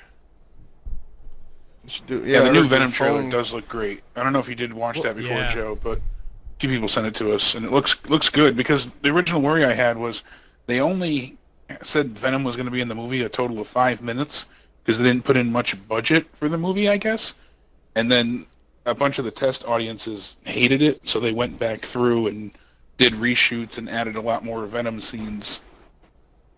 You figure when the title of the movie is Venom. Isn't, what's his face is playing Venom? The guy who played all the bad guys in Star Trek and Batman. Tom Hardy. Yeah. Yeah. I like him a lot, too. He played, it's weird because if you take all of Tom Hardy's villain characters, or any characters that he's done, they've all got distinct sounds. It's very funny. Like, Shinzon sounds like he's obviously trying to sound like Picard, and then Bane, you know, he creates a pretty interesting voice, a tone with all these, characters he gets to play. I know that he wasn't happy with Star Trek Nemesis when he was a kid, but I thought he did great. Like, I thought it was great. It wasn't his fault. It was Star Trek just killed itself at that time. He did do a good job, though. Yeah. Mad Max was fantastic as well. He barely talked in that. Like you said, each role he plays is very unique, and he brings a lot to it. He acts through his eyes. That was one of my favorite things about him playing Bane, because his mouth was covered. Even though he had a speaking role, he had to emote through his eyes, and he made you feel very intimidated and worried just by the use of his eyes. Hey guys, look, who am I, guys? Who am I? I'm Tommy NC. Sorry. I'll see you. Hey, Joe.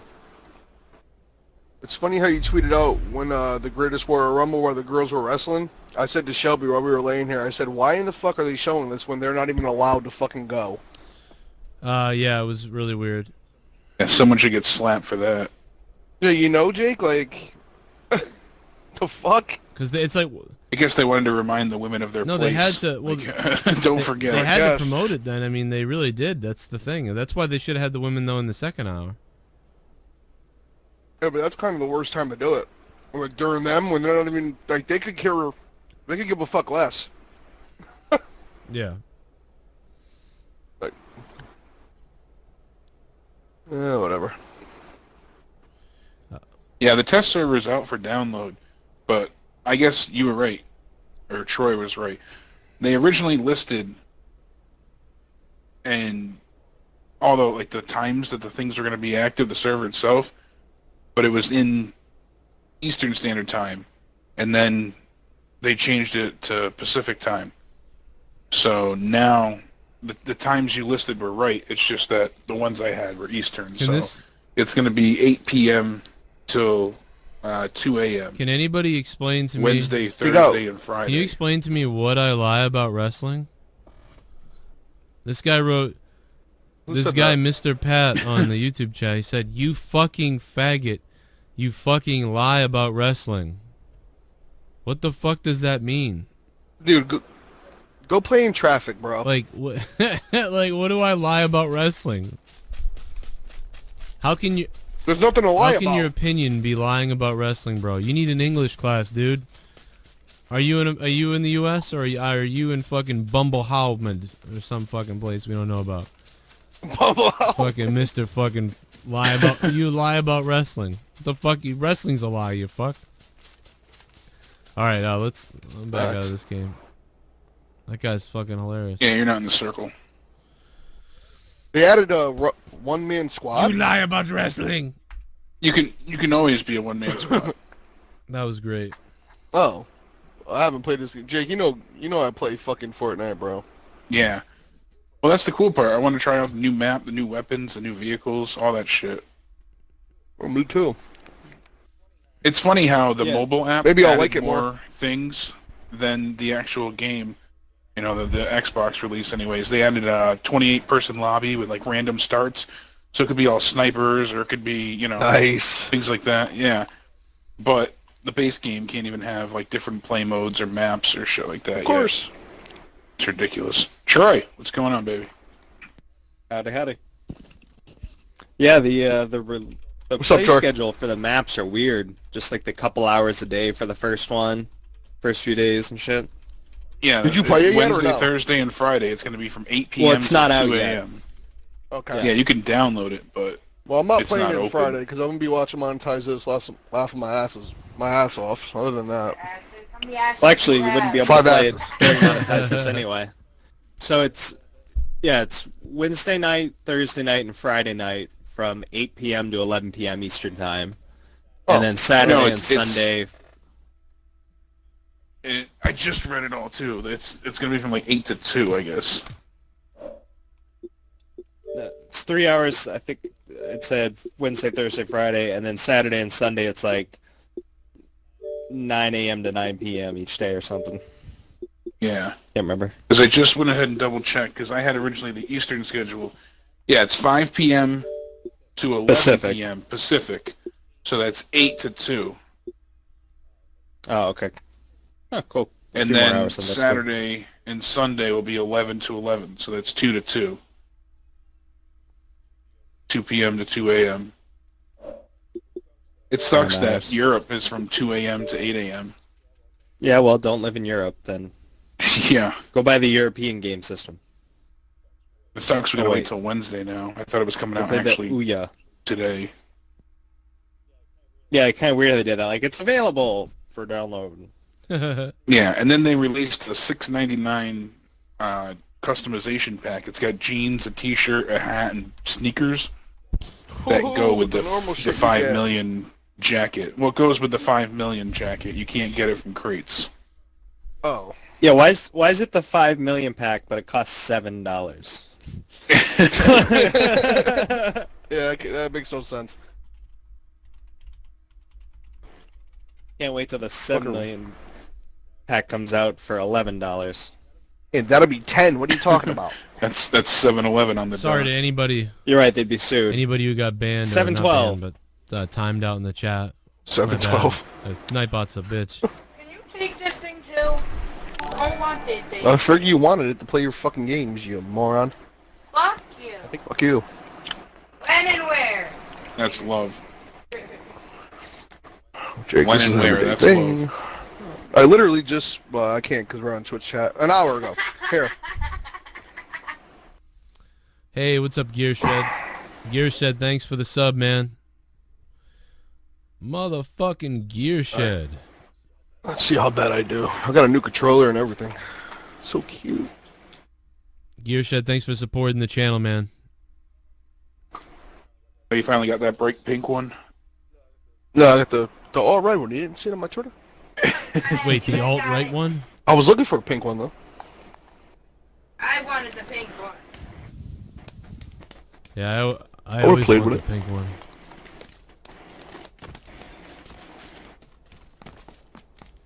By pink, I mean pussy. I had a pink 360 controller. I did too, but I fucking smashed it. I've smashed most of mine. Oh, this game right here, I'm making smash something. It's always NHL. Yeah. Nothing makes me smash controllers like NHL. I still can't see the plane. Oh wow! Hit the Me dashboard neither. button. I just now could see it. That was weird. Let's go. Alright, we're just passing over the You mansion. guys want to go hospital? Oh, okay. Oh no, I still Hey, got I'm that's in. too far. I'm in. There it You is. guys want to try and go to the hospital? Gacka? Or? Well, There we We go. won't make it. We gotta go soon. Fuck it, let's go military. Oh, okay. Make it across the bridge. Oh no. Okay. glorious Eugene! 3 months. Hey, you follow me on Twitter. 3-month subscriber for glorious Eugene. Glorious Eugene with a great Tommy. Stick meme together before because we will have other people with us. Yep. with Steven German. It was fucking Thank you hilarious. for resubbing. Yeah, man, I appreciate you guys. I'm going Speaking right of for the Tommy, marker. man, he hasn't called in. No. Well, he's out there blowing that shows naked lately. bear news guy, you know? Oh yeah, the beer. Yeah, for monetization. Yeah. Yeah, just keep pushing. Let's make it to that shack that Halo and I tagged. JB said, "Go fuck his wife." Yeah, man, he should just do his wife. I fucking lost it. Tommy can get these hams. Leave the guy alone. I'll take the second little building Ow! since I'm ahead. I don't talk shit. We got 3 people coming. Yeah, so just hit the ground real quick and grab a gun Yeah. as quick as you can. Trying. Grab a gun and get running. They're going for the main building, it looks like. Of course. Oh. Shoot him out of the I'm sky, gonna go fuck to it the if you third see little somebody. building. Fuck off. They already landed far from Fuck. like straight ahead. All far this from goddamn us, so building had be was careful. pills in a backpack. I got a ump. Let's go for, yeah, the building gravy tag. I'm moving with Halo. See, there's a gun in here. I'm behind both of you, I'm coming. The crossbow.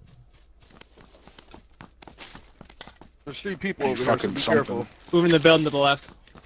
Yep. Pistol. And an AK here. Guy in here! Right here, Troy! Bring a gun. Bring a gun. Hold on, bring hold a on. I'm gun. coming. I'm coming. I'm coming. I'm coming. Ah, he's down. Fuck. Try to crawl, Troy, so you could like distract his Well, I'm not ass. gonna crawl across because he wakes me up. Fuck. I got him. Oh, in here! Over here! Oh, Halo's down. I shot him twice with a revolver. I gotta I'm reload. down. Oh. Yeah, they had more guns. Yeah, they had all the guns. I was just about to get a Tommy gun when I got shotgun. Whatever. Good warm up. I grabbed a Magnum and I got 3 shots. Dude, I was playing Fortnite. I didn't know they were trying to thirst you, Troy. I was playing Fortnite with Gavin the other day, and he found a crossbow. I didn't know there was a crossbow in Fortnite.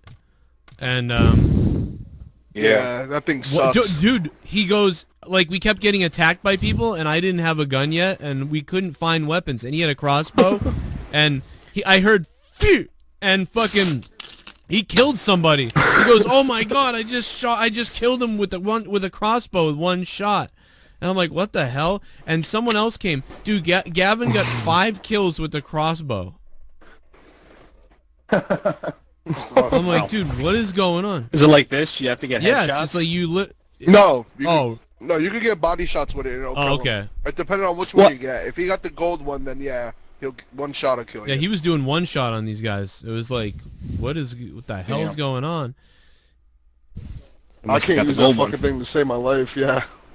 Well, that's the one in this. You have to get headshots with it. That's like the only way. Same thing with the revolver pistol. Like other body damage hardly does anything. It's like headshots or nothing. Same thing with the Car 98. Headshots or don't bother.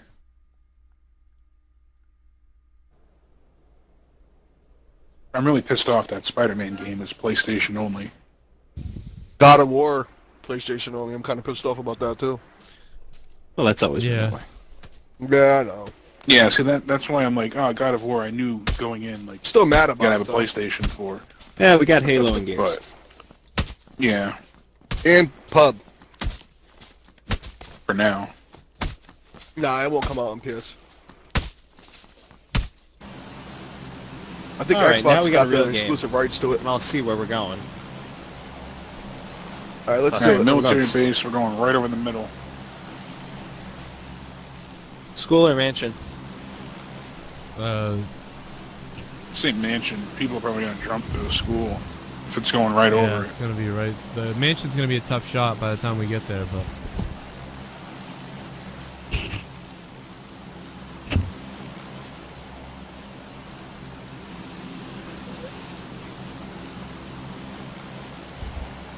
You're right, we could hit this little warehouse that we usually hit first on the way. Let's try that. Where we going, mansion? Warehouse first. No? Yeah, we'll hit the Yeah, little we're green gonna try shack and up get- on the way. There's houses Well, you know, in good the if I could warehouse. Maybe two, yeah.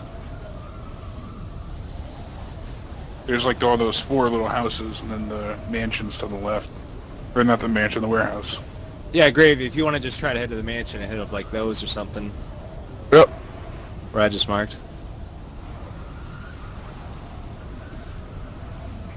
I'm gonna hit these buildings to the right if you guys are going to the warehouse. If I make it, Troy, I doubt I will, but Well, that's what I'm saying, swing left. Yeah. that's what I'm doing Yeah, right you'll be now. fine. Yeah, you got it. Or hit the ones wherever you land. You got a couple options there.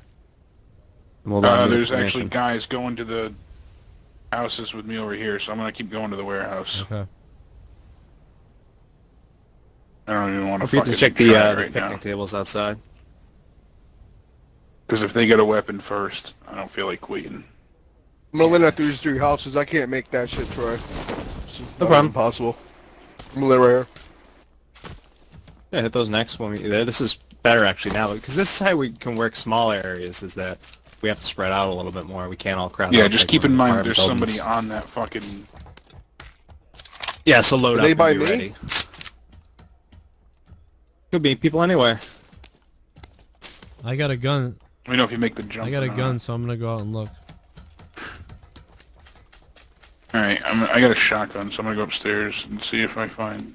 There's an Uzi up here. I need a I'm gonna fuck around and try to make the stupid jump. I need a backpack. Let me know if you can make it or not. If not, I'm pretty good at it. I got an M4. Nice. I got a M4 and a SCAR. There's a micro Uzi up here, Joe. I got a SCAR. I need a backpack and I'll be good. Alright, you're good to go then.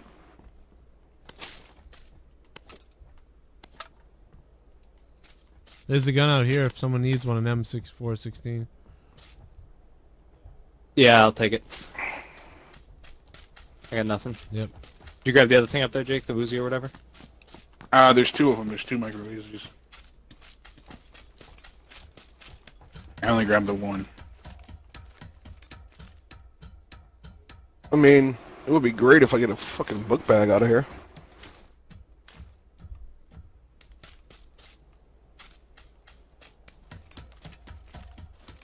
That kit, and I have no...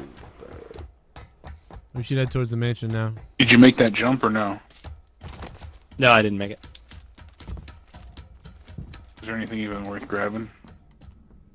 I found a helmet and pistol over here in the corner. Check all every square inch of the ground. This shit just everywhere on the bottom. Oh, the backpack actually. If you can make the jump for the backpack. I've got a level 2 backpack. Shotgun. Alright, we going to the mansion Yeah, now? Yeah, let's do it. It's in the circle too. There's a fucking red dot in here that I can't even get. It's in, dude. It's just in the circle too, Sucks. so that's pretty cool. We won't have to like run out of there. I'm coming to you guys right now. Meet up with you guys. All right, everybody on YouTube, we're gonna head over to Twitch exclusively in a few seconds. So.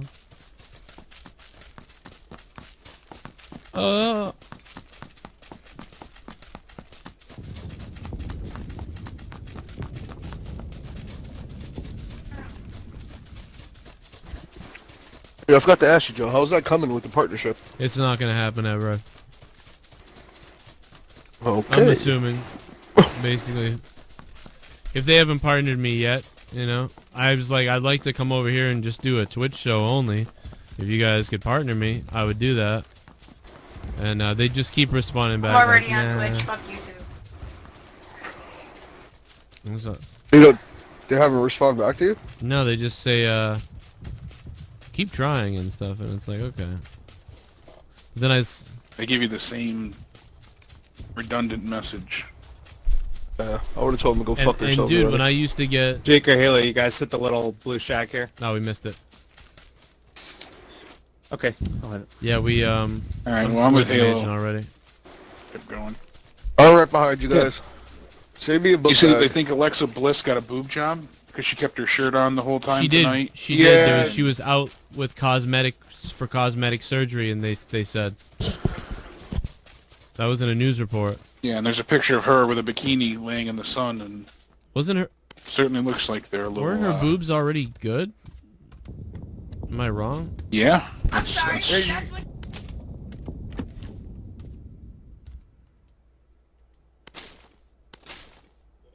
Good ain't the best. You notice she didn't even get in the ring at all? Yeah. You're right. Good point. Well, that's what they were saying. No contact, and she was just on the apron the whole time. Can't pop my boobs. She must be sore. Yeah. Or not She probably clear. got something. She probably got fucked to high heaven. Yeah, I'm sure you can't. Well, that will come later. Yeah, I'm sure you can't wrestle with it. There's an Uzi over here with an extended quick draw. Yeah, you don't want to That pop would come those. later, sis. Alright, would pop them. Stop. Cheeks popping. Fun don't stop till you pop. Boob implants Boob popping. job popping.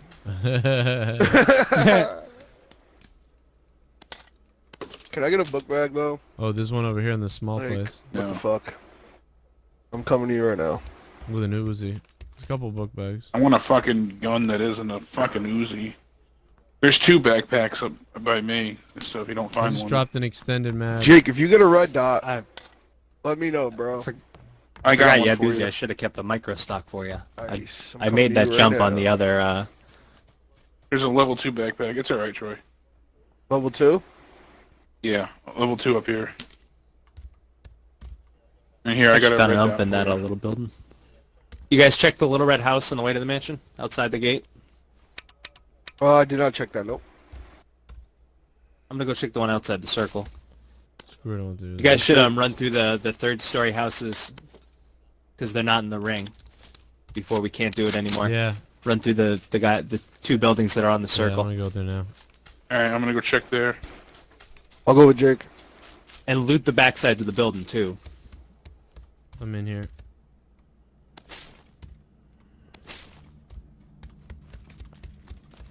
Don't make Admiral Troy come I'll out hit here. the 2nd floor first.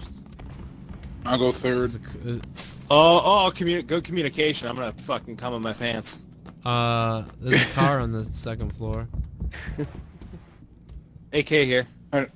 How did the vehicle get all the way up there? Dad jokes. Got a up. I'm picking this up. Looking at you right you are. Love those lumps. Oh wait, why am I picking up 762? I just dropped a whole fuckload of 762 upstairs. Troy, there's an M16 up here if you want it. Yeah, I just actually dropped it to pick up this AK I found, and then I saw it because I didn't have ammo, and then I saw the ammo for that, and I'm like, oh shit, I don't know what to take. Well, if you don't take it, let me know. I'll take this 5.56.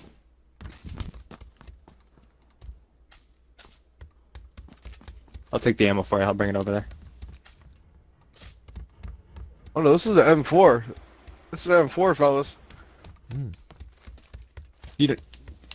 Well, Yeah, grab because it. the That's AK one right then. here. That's all loaded up. There's a bunch of ammo with the AK here. Take the fucking the stock to it though. I'll take the little side building here.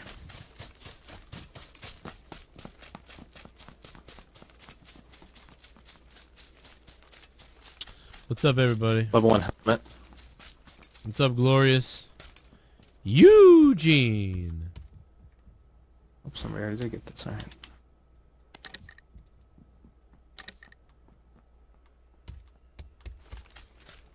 $51 alive. Wow. The first circle hasn't even come yet, and everyone's dead almost. Half the people are dead. That's crazy. Anybody need a scope? Yeah. Level 2 backpack right here. If somebody needs it. I don't have any dots. What kind of scope? Anybody not have a is it, level 2 backpack? 2 times scope. I'll take the 2 times instead of this dot. And here, I'll bring it to you. I don't have any dots or anything. Yeah, I'm surprised we haven't found a lot of those. You're getting here. Yeah, somebody else can pick up the red dot. I'm gonna go with the 2 times with the M4. Where's the dot? Nice. I got a sniper suppressor. If anybody has a sniper. Need a dot? I'll take it. Well, anytime I see a suppressor, I grab it. If you and hold don't on need to it, yeah, I'll take it. Yeah, any suppressor shows grab, and anything for SRs definitely. All right, where to next? Alright, should be good. Did we check out the houses behind here? Like Yeah, up there on the Troy hill? Before the circle closes in? I believe Troy checked them. Yeah, I checked the ones outside the circle. What's We got extra grips. We got shit tons of extra ammo. There's an extra AK up here. I marked that area. We can go over there. You get hit right here first.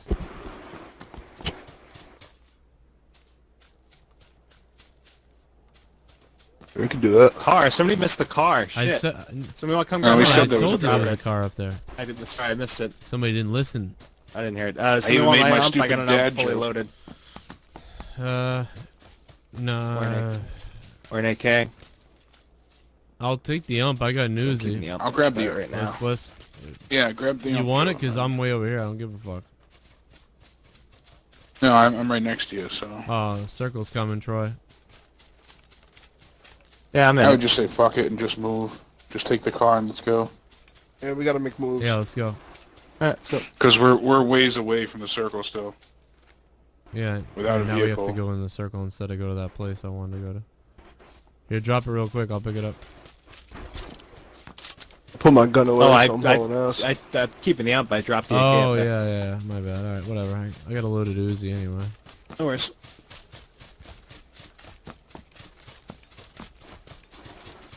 Should be able to catch up to you. Right behind you. Yeah, we're going to start checking these buildings while you guys catch up. That's cool. I mean, they even added an auto door feature. Level 2 vest in here.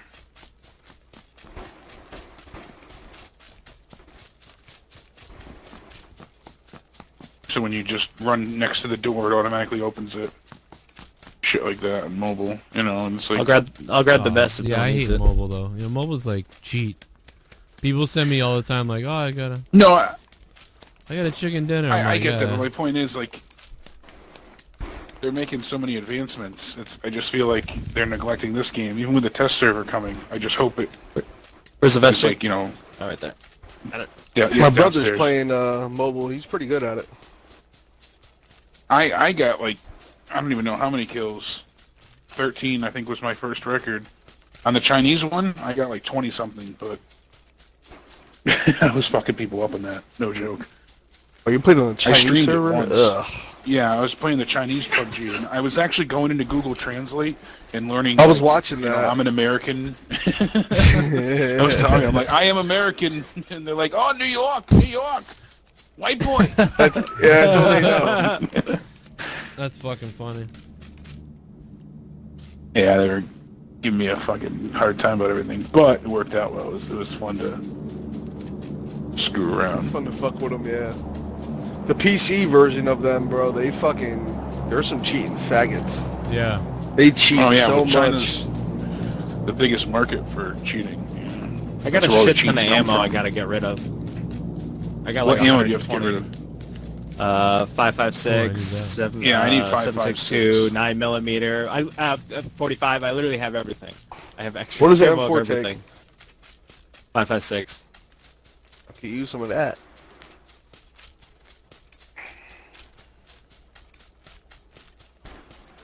Plane just dropped a crate south of us. How far? Does anybody need any 9mm? Oh, I way have too so far. much- Pretty far. There's a UMP yeah. right here, Joe. Is there? Sick. Yeah, right here where I'm standing right now. I need 5.56 and 45 ammo. I got plenty here. Oh, I just dropped 45 in the appreciate last it. building, I need a actually. level Shit. 2 backpack. Oh shit! I'll we take a called them out last level, time. level 2 helmet would be great. Oh, I'm nowhere near you guys. Oh, Joe, right here where I'm at. Oh, nope. Those are level 1s. I'm sorry. Okay. There might be one in here. I have a feeling I'm gonna find one in here. Thank you. I dropped a bunch of 9mm. I had like 140 rounds of it. Got a lot of painkillers and bandages, shit. so... I just found some actually. I don't need any 7.62. Do you want me to try and hold on to a little bit of it though, or No, I don't need it. does anybody need 7.62? No. Oh, I'm fine. I found so many AKs. There's a couple level 2 vests in here. All right, the blue's coming right now. Troy, we gotta go. Fuck. Oh, I'm out of here. We gotta go right now. There's a car right here. I had no idea.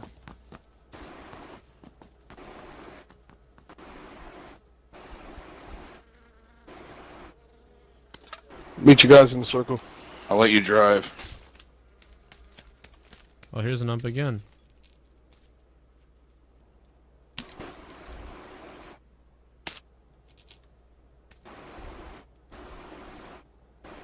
I had no idea we were under pressure there. I was dropping everything for people. Yeah, I didn't know either. Did you take all the just 5.56 saw I it. dropped? Yes, I did. Thank you very much. We could pick them up right now. The game does not like to let you go into reverse. Like I was trying to like rush hour it there. Yeah, no, it doesn't. Oh, come on, go. All right, Joe, you I'm gotta gonna get hit these little huts up. Blue's coming. Where's Good to go. Gravy? He's up ahead. He's dead ahead. I'm already in the circle. Somebody's been here. Sorry, now we got time to stop and get him too without being hit right away. Oh, we'll be in the circle. He's already in the circle.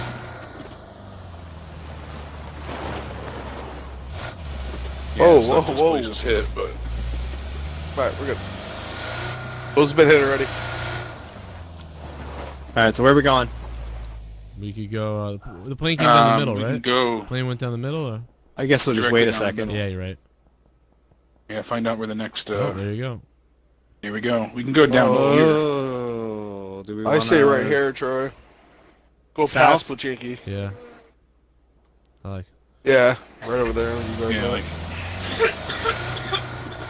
Try not to go in that motherfucker. Anybody have a red dot? Extra? Yeah. I can give you one. Only if you don't have, you don't need it. I don't have any scopes at all.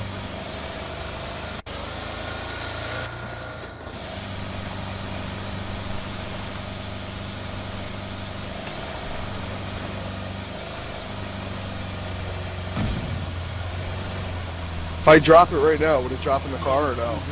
No, it falls out. Okay, then I'll wait till we get up. I got one for him all set. No, I'll You give him should my- be able to like pass. Yeah. That should be a Yeah, I thing. Like, know. you put it down in the car and it just stays in the car. That's what I thought.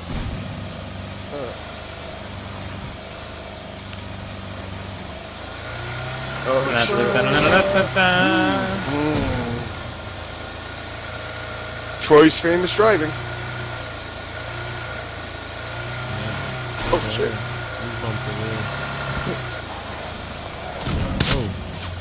Uh-oh, get out of here. Like I'm not doing that already. Yeah, that's why you fly through the No, I'm jingle. like, try to like, Oh, try to really? I dodge thought it. I was Quick. just gonna hit the brakes so we could do some sightseeing. To the left, we have the shack.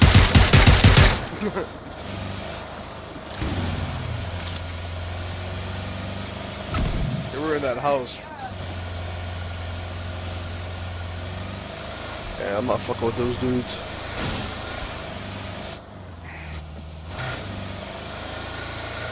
I love those houses. I got like there. 5 painkillers, so. Yeah, dude, I've got 2 and 2 energy and pain and first aid. Yeah, I gotta find more 45 ammo. I got 40. Oh fuck! I dropped it. And nobody Go needed it ahead. until I found a vector. I Yeah, he dropped dropped it his. I'll doubt you'll find any, Jake. I mean, possibility. Guys, we're heading over to Twitch. Usually that's around. That's pretty hot commodity. All right, there is a vehicle to our left. We're almost out of gas. Oh shit! We got that line. I got shot. All right, that vehicle to our left. All right, gravy. Get out. Stop shooting. I'm not. Heal up quick. Ah, shit, I left the gas can behind. Doing that right now. Dropping an SMG compensator. Coming. Somebody's looking at us. Somebody's looking at us. We're being shot at. Go, go, go, go, go, go.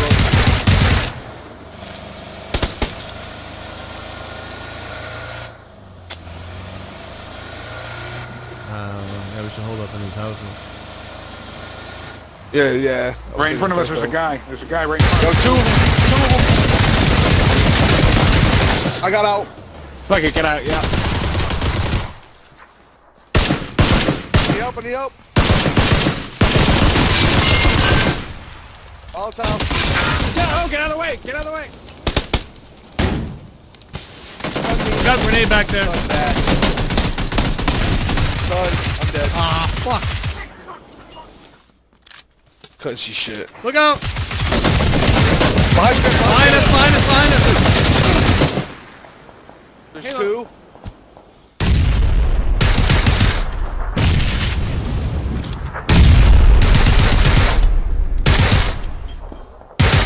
Knocked one, knocked one.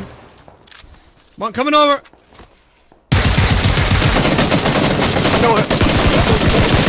Another one coming.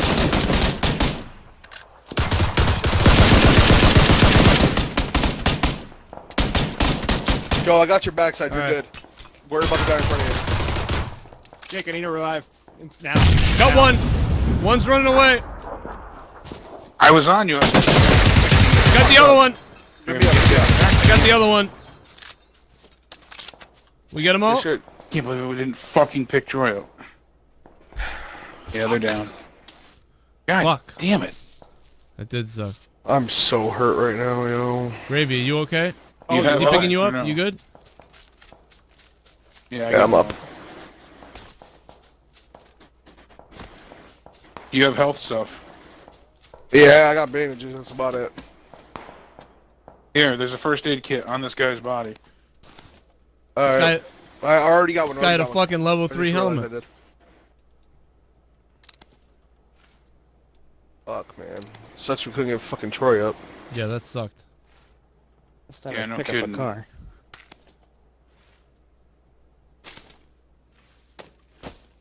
Alright, we got a new circle.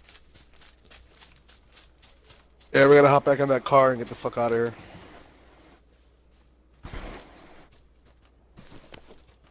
Ton of ammo. Fuck! 4 scope over here. I got an extra 4 scope. Oh, I for got you, it Joe. already then. I'll put it on my gun. Or gravy. One of you two. I'm good. Anybody need health? Let's go. Let's get in the car Yeah. now. Gotta get in the car now. Circle's coming. Now. Yeah. I'm already in. Jake, it's coming. Somebody to drive. It's coming. I'm in the Jeep. Go, go, go, go, go. Oh, fuck. I wasn't Who's driving? in the driver's seat. Go, go. We're going to be out of gas in a minute, so don't fall in the ditch. Follow me really quick. We can get in one vehicle.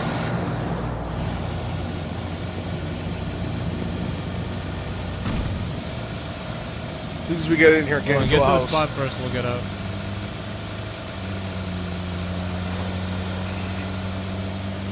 Where do we want to go?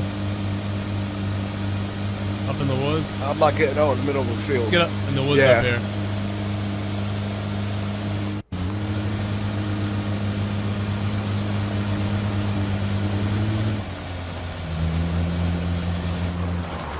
Alright, you guys are going to be out of fucking gas in a second, so...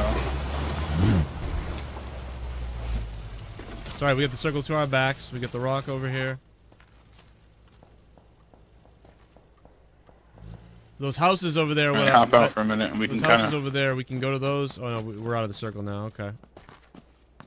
We're out of the circle, far ways. Watch out for those houses behind us to our left. I don't know if there's people in there, obviously. There's definitely people there already. Not to the left, but... Not in these houses? Are you sure? I don't think so, no. I mean, we could give it a quick check if you want. No, I'd rather... Alright.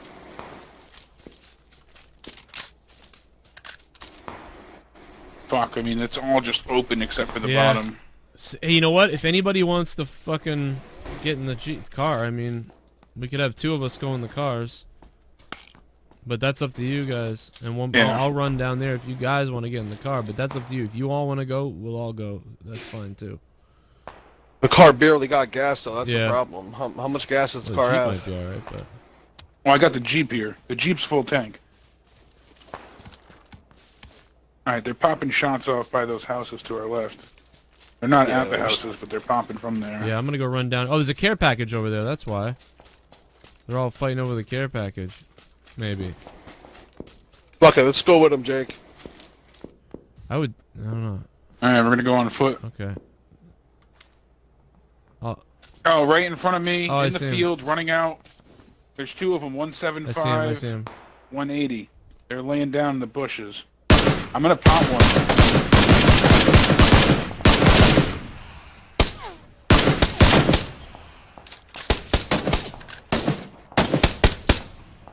I hit one.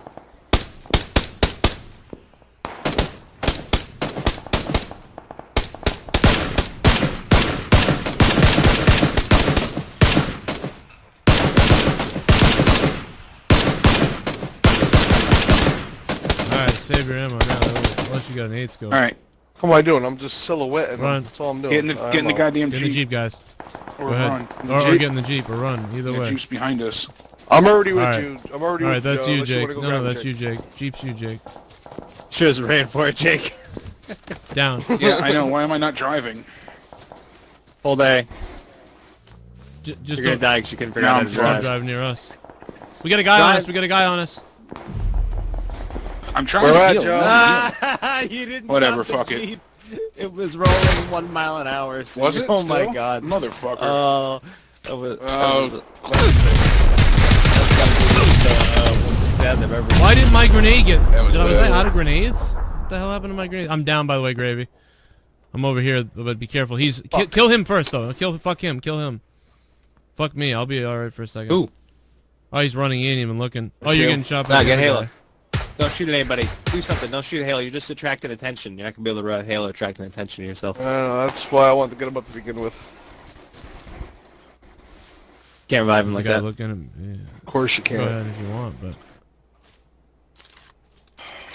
Just Come on, tap get it, him don't up, hold you it. idiot. There's a guy looking at you from beyond the tree. Oh! I knew it. Right in the head. I knew that was Yep, coming. you got headshot. I thought Jake was still alive. No, I was up on the hill dying like an asshole. Wow. I thought you were getting you had the Jeep.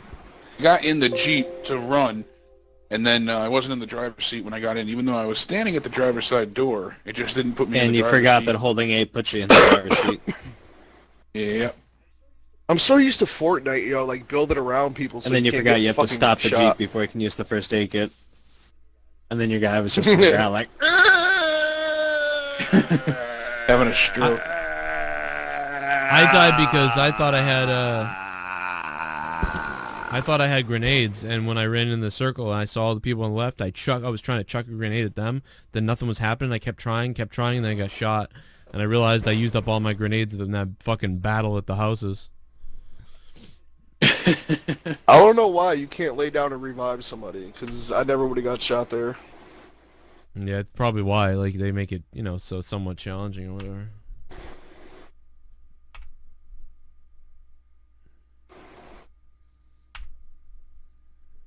We came in 5th place. Yeah, that was bad. We botched that, though. That should have been... We should have done better than Yeah. that. Especially with how we tore those fuckers up at the houses. We only lost Troy after that. I mean, they were winning for a second on us, and then we beat the shit out of them. I learned my lesson just to have 2 automatics.